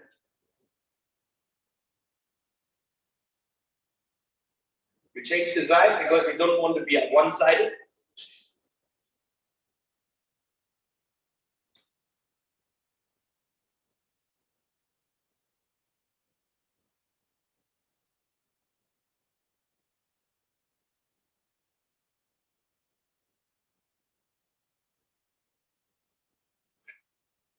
So she's doing very well.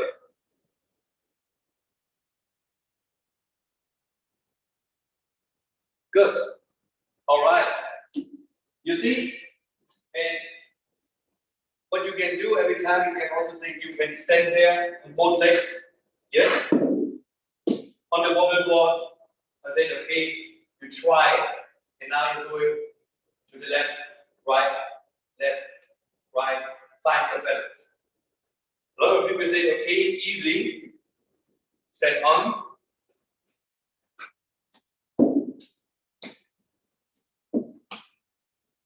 Find your balance. And then you disturb. Yeah?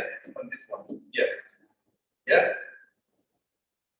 So it's very simple. Yeah?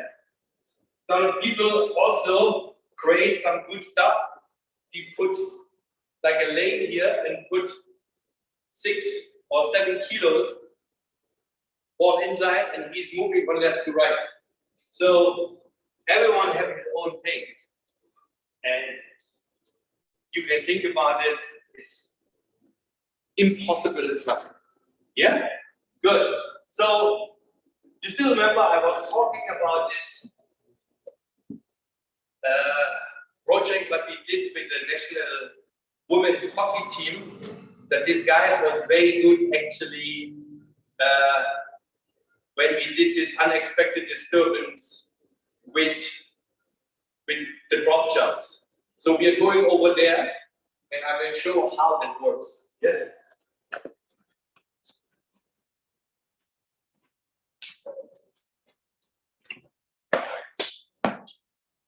Okay. Good. So normal drop jump, you know, leg in front. This is a hot plate. Yeah, plate contact time have to be extremely fast, and you will see how. Yeah, not bad. We call it 3 to 4 warming up.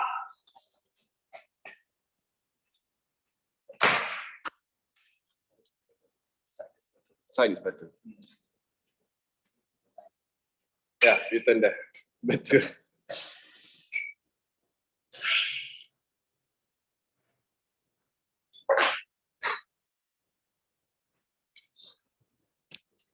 And you can see what she's doing is actually look better. Yeah. Little bit slow today. I guess she went out last night, so we have to accept it.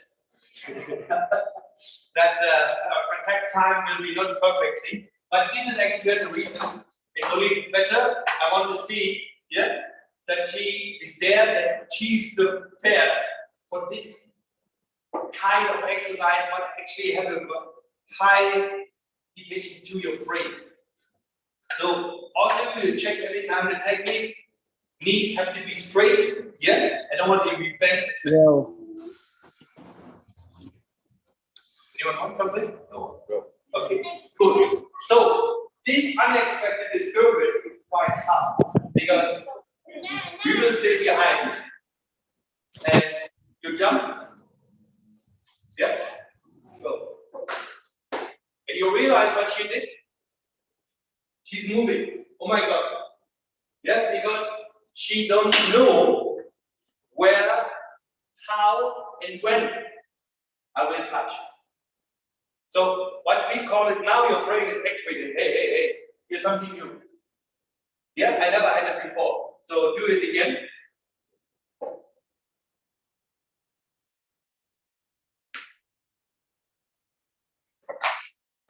Now as you was moving forward, yeah. So I don't push so hard. So another 3 times.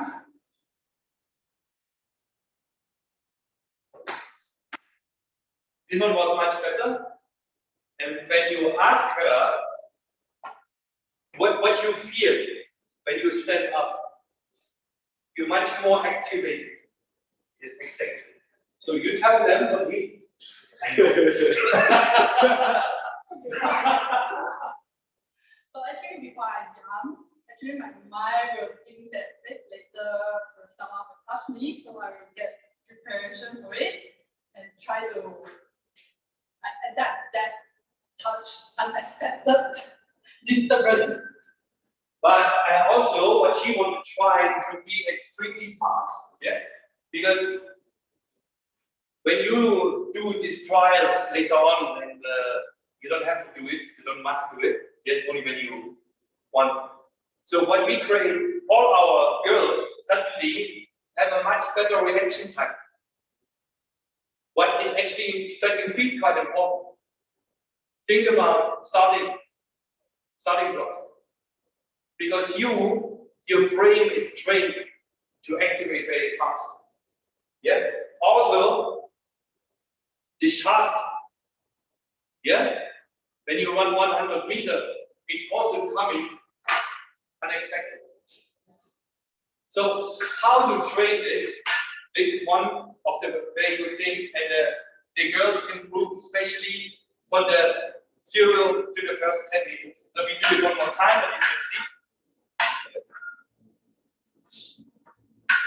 Okay.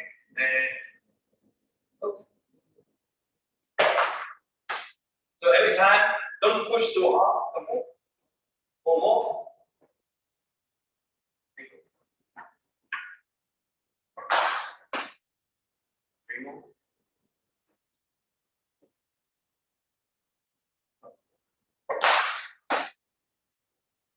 more.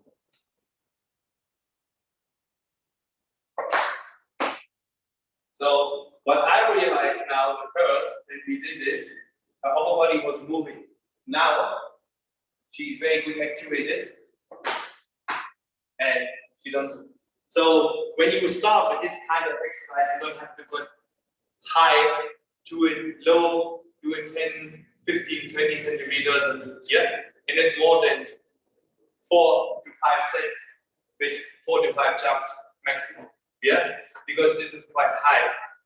So you see, you can do so many things with this kind of exercise. Every time you're the specialist in your event, how I can make my guys better. So you think about it, come out with a program. You need any assistance, I will be happy to assist you and to help you. And that's it. So you give us 5 minutes, yeah? And then we see you back in the office. Any question, write it down, please. Thank you. Thank you. Okay.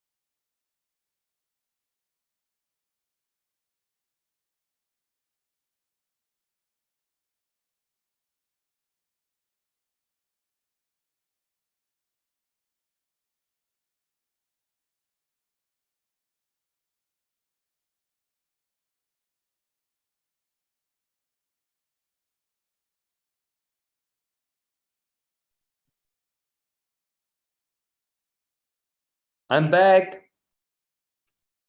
Okay. So time is running. I'm very sorry. Oh my God. I just realized already 10 to 4 and my voice getting lesser as well. So, but it's not a big deal. So I will, yeah. Going down with all, you can read all the questions, Ria, so you will see what we can do. Yeah. Okay. Okay, I will. Just a second.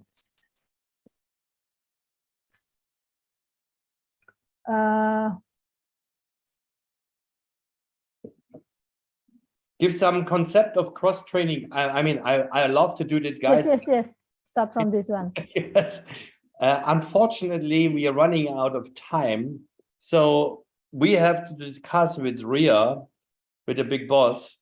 Maybe we have to do it one more time this year to continue this one because we have things more to say.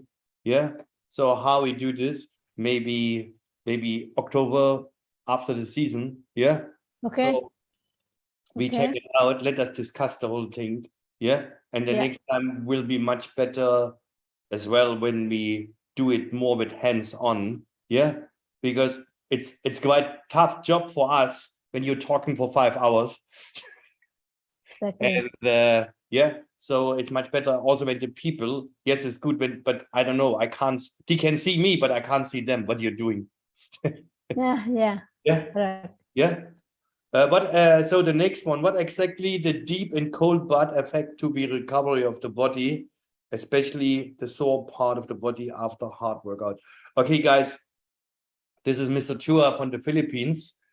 I give you a good example. When I was a young coach and I had the privilege to train one of the best athletes this time, and she was under my umbrella, and she was a heptathlete. And we went for a competition when she was 17 years old, and she was extremely good. She was jumping 6-meter long jump, 175 high jump. So she was really top. 12-meter shot put. 200-meter under 25 something hurdles, extremely good in 14 seconds. What was happened? So she was what I would call it, the big favorite. The night before we went out, we went to a Thai restaurant, had some good Thai food. We went to bed early. The next morning, first competition. I said, "Oh, what's happened with her? It's not the same."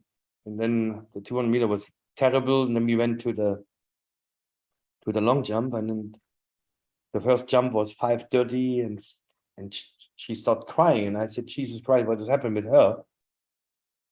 And then I realized, oh, that makes no sense. So I said, we pull her out of the competition. And she, of course, she was crying. I mean, 17 years old. So and I tried to find out what was happened to her. And then she said, "No, I went to bed." And I said, "No, you did something, and you have to tell me what was happened." And then she told me that she had a hot bath the night before the competition. So out 38, 39 degrees for half an hour, 45 minutes. What will be happen, ladies and gentlemen? All the power what you create in 4 to 5 months is gone. Think about when you go in a hot bath for 10 minutes, how you feel. You're tired. You can't move. So water sucks everything. And it's nice feeling. But one day before the competition was the worst thing what can happen to her, or happen to me, but not so much. But she lost because she did the wrong thing to the wrong time, unfortunately. When she have a quick shower fast, 2-3 minutes, with not so hot water, everything will be okay. Unfortunately, she did the opposite. Half an hour in a hot bath, and that's it. Thank you very much. We went home without winning anything. So that can be happen. That is the reason. So you check it out. Cold bath is good, not so long.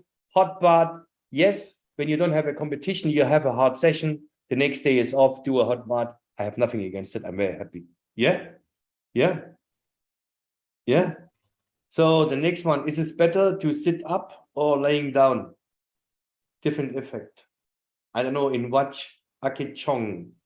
This is when Simli doing with the ball, I think, with the medicine ball. Oh, before the medicine ball. Oh yeah. So yeah. With the towel. Oh, the seated dumbbell. Yeah, the one where they did the adduction. Yeah. Yes, you can sit, you can stand. Sit is first better because you have a better activation in your core muscles. Because standing is tougher. Later on, you realize it because it's not easy to stand in a straight position. People get tired. So for me, better start from the easy way, go to the tougher way. Yeah. Okay. Okay. Thank you. You're welcome. Yeah. What is the next one? Yeah. There is a feedback from IFAD that sit into a kid's question that sitting or lying down activates different muscle. Pardon? Which one is it? A feedback from Akit's question.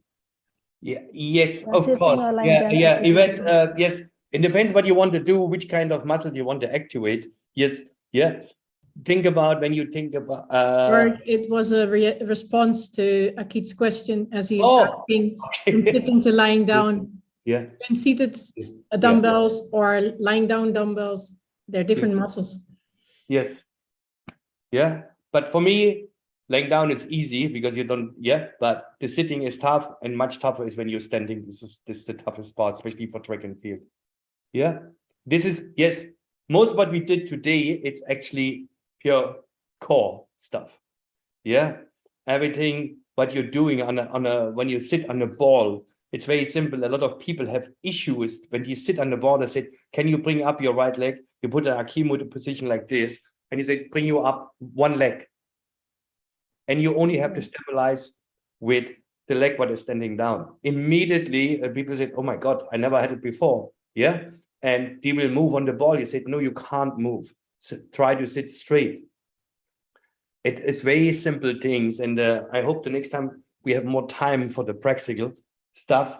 And then you will see it's much more fun. Okay.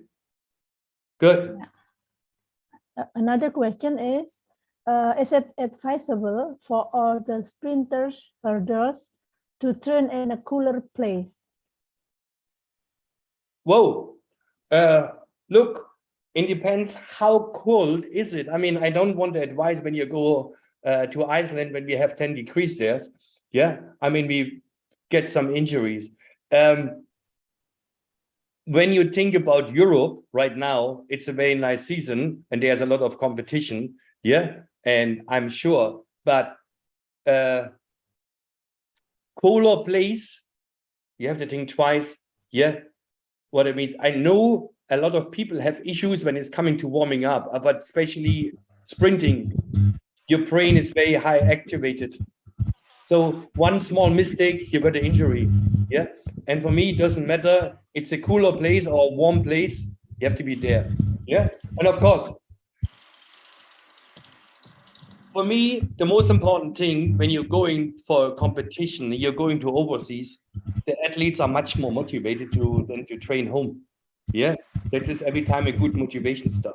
But to get better in a cooler place, I have my doubts about it. I guess you can produce very good people also. Yeah, in the Philippines or in Thailand or Laos, somewhere else. Yeah, yeah. Of course, when you have an extreme, I mean, your pole vaulter trains with one of the best coaches in Italy. No doubts about this. Yeah. But for me, motivational wise, anytime. Yeah. Go to a nice place, but it's a little bit cooler as well. I mean, Japan is close by. Yeah. Not a big deal. Thank you, sir. You're welcome. I don't think there is the question. Okay. No, No more question in the chat box. Okay. Oh, sorry. That's one of them. What type of recovery method should be avoided in the pre-competition microcycle? Guys, you have to think which kind of event you are doing. Yeah. So when it's coming to recovery, you can do millions of things. So what I said, everyone is different. Some people don't like this deep friction massage. Some people like it. You have to find out with your athlete what is actually good for him. What I will be avoid every time. Oh, I saw throw and jumps. Yeah. Jumps, of course. When you do, you apply ice or you do a good massage, you have to think what is the next day for training. When you do a relaxation massage and you have a technical event the next day, that makes no sense. People will collapse and you say, oh my God, what we have done. Yeah. But when you do a sports massage to recreate the whole thing again for him, that he's there, nothing against that. Yeah. But this is what we call it, the pro and contra for the whole thing. For me, it's every time when people having hardening, yes, what you can do. A lot of people said, look, you can put ice or hot pack or you mix it. I said, look, what we want to do, you want to activate the blood flow. What is the most important thing? So why not let him jump in ice water for 1 minute? Then the whole body will be activated and that he's fit for the next day. Yeah. But you have to find the stuff as well. So avoiding, what I will say, I will do never in this kind of pre-competition where there's a lot of technical stuff in the jumps and the throws. I will never say we go for swimming. Because swimming, your water makes you slow. And you don't want that in the throws and in the jumps. Yeah, that makes no sense. The rest, yeah, can. But swimming or recreational, jacuzzi, all these things, you must say, George, sorry, we are out of that. Yeah, right now it's a no-go. Yeah, or what I call it, you may know me, a mission impossible. Yeah, the rest, I have no issues. And of course, yeah, don't do a relaxation massage in front of a, call it technical event or power event. Don't do it because the people will collapse the next day and you have no clue what's going on. Yeah, and then you can create injuries as well. All right. Okay. You're welcome. So, oh yes, we overuse Ria today, the time. Yeah, well, it's okay for us. Yeah, I know. Yeah, but so what I will say, because the next chapter I have to talk for at least half an hour or 45 minutes, and the time is running, and this is really for theory. So it's actually better for us when we stepping backwards. Yeah, because I need the people quite fresh in the brain and not sleeping. Yeah, nothing against you guys, but this is a long 2 days. Yeah, and there's a lot of information. I guess better we say that's it. Okay. Do it the next time, because we try also. I put a little bit more practical insight, because I know it's quite tough and you'll have to listen for 4 hours. Yeah, for 2 days. Sure. So we will do it, but I have a lot of stuff and we can do it easily for 1 more day. Yeah. And then we will see. Maybe I bring my 2 doctors around as well, Dr. Chan and Dr. Harjit, and then we can have a round table with these guys as well, because what I like to work with these 2 doctors, they are very open-minded. Yeah, they listen also to outsiders and they listen to coaches, and this is quite good for me. Yeah? Okay. Okay. Okay. So, me first or you?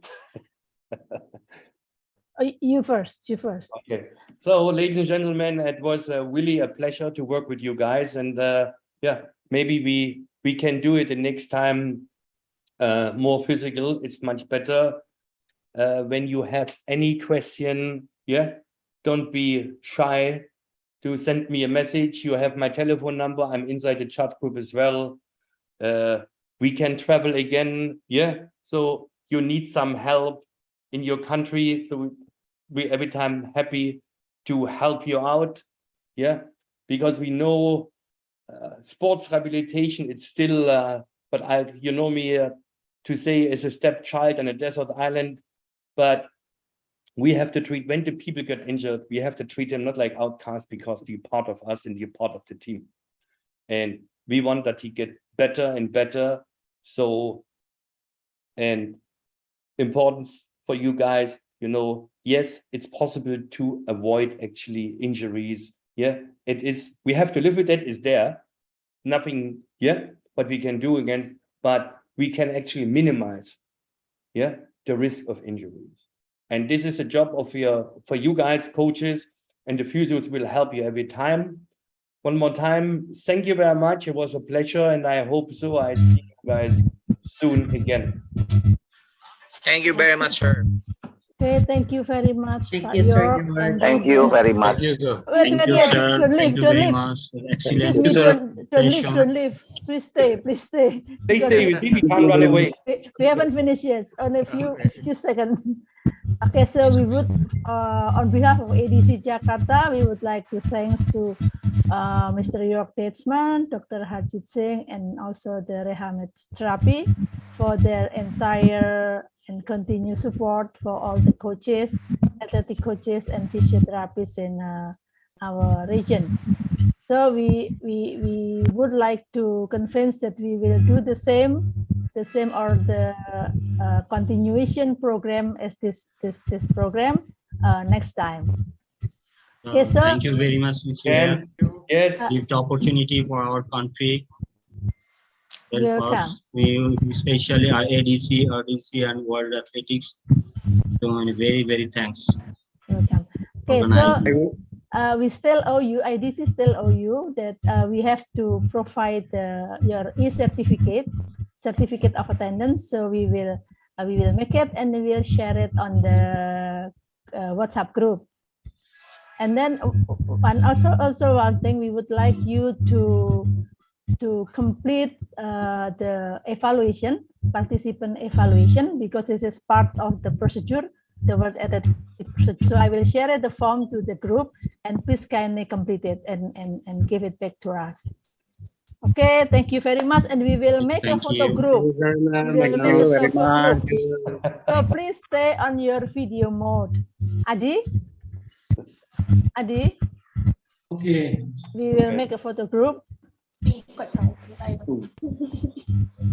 Everyone have to smile. Bye. Adi? Wait a minute. Adi? Yeah, okay. Adi pimpin deh. Bye.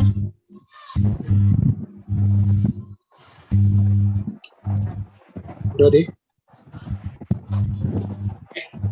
Okay. Why so long? Sudah, Adi? Okay. Bye, guys. Okay, then. Thank you so very much. Okay. Again. Thank you very much. Thank you so much. Bye-bye. Bye. Bye. Bye, Pak Dewi. Bye. Very much. Thank you. Thank you. Bye. Thank you. Thank you very much. Thanks, Gloria. Thank you so much. Thank you. Thank you so much. Thank you. Thank you. Thank you very much. Thank you very much. It's you. Terima kasih, Bu Ria. Terima kasih, Pak. Sama-sama. Pak Dwi, makasih. Ya, sama-sama, Bu. Bye. Bye-bye, Pak York. Sampai jumpa. Bye, Kevin.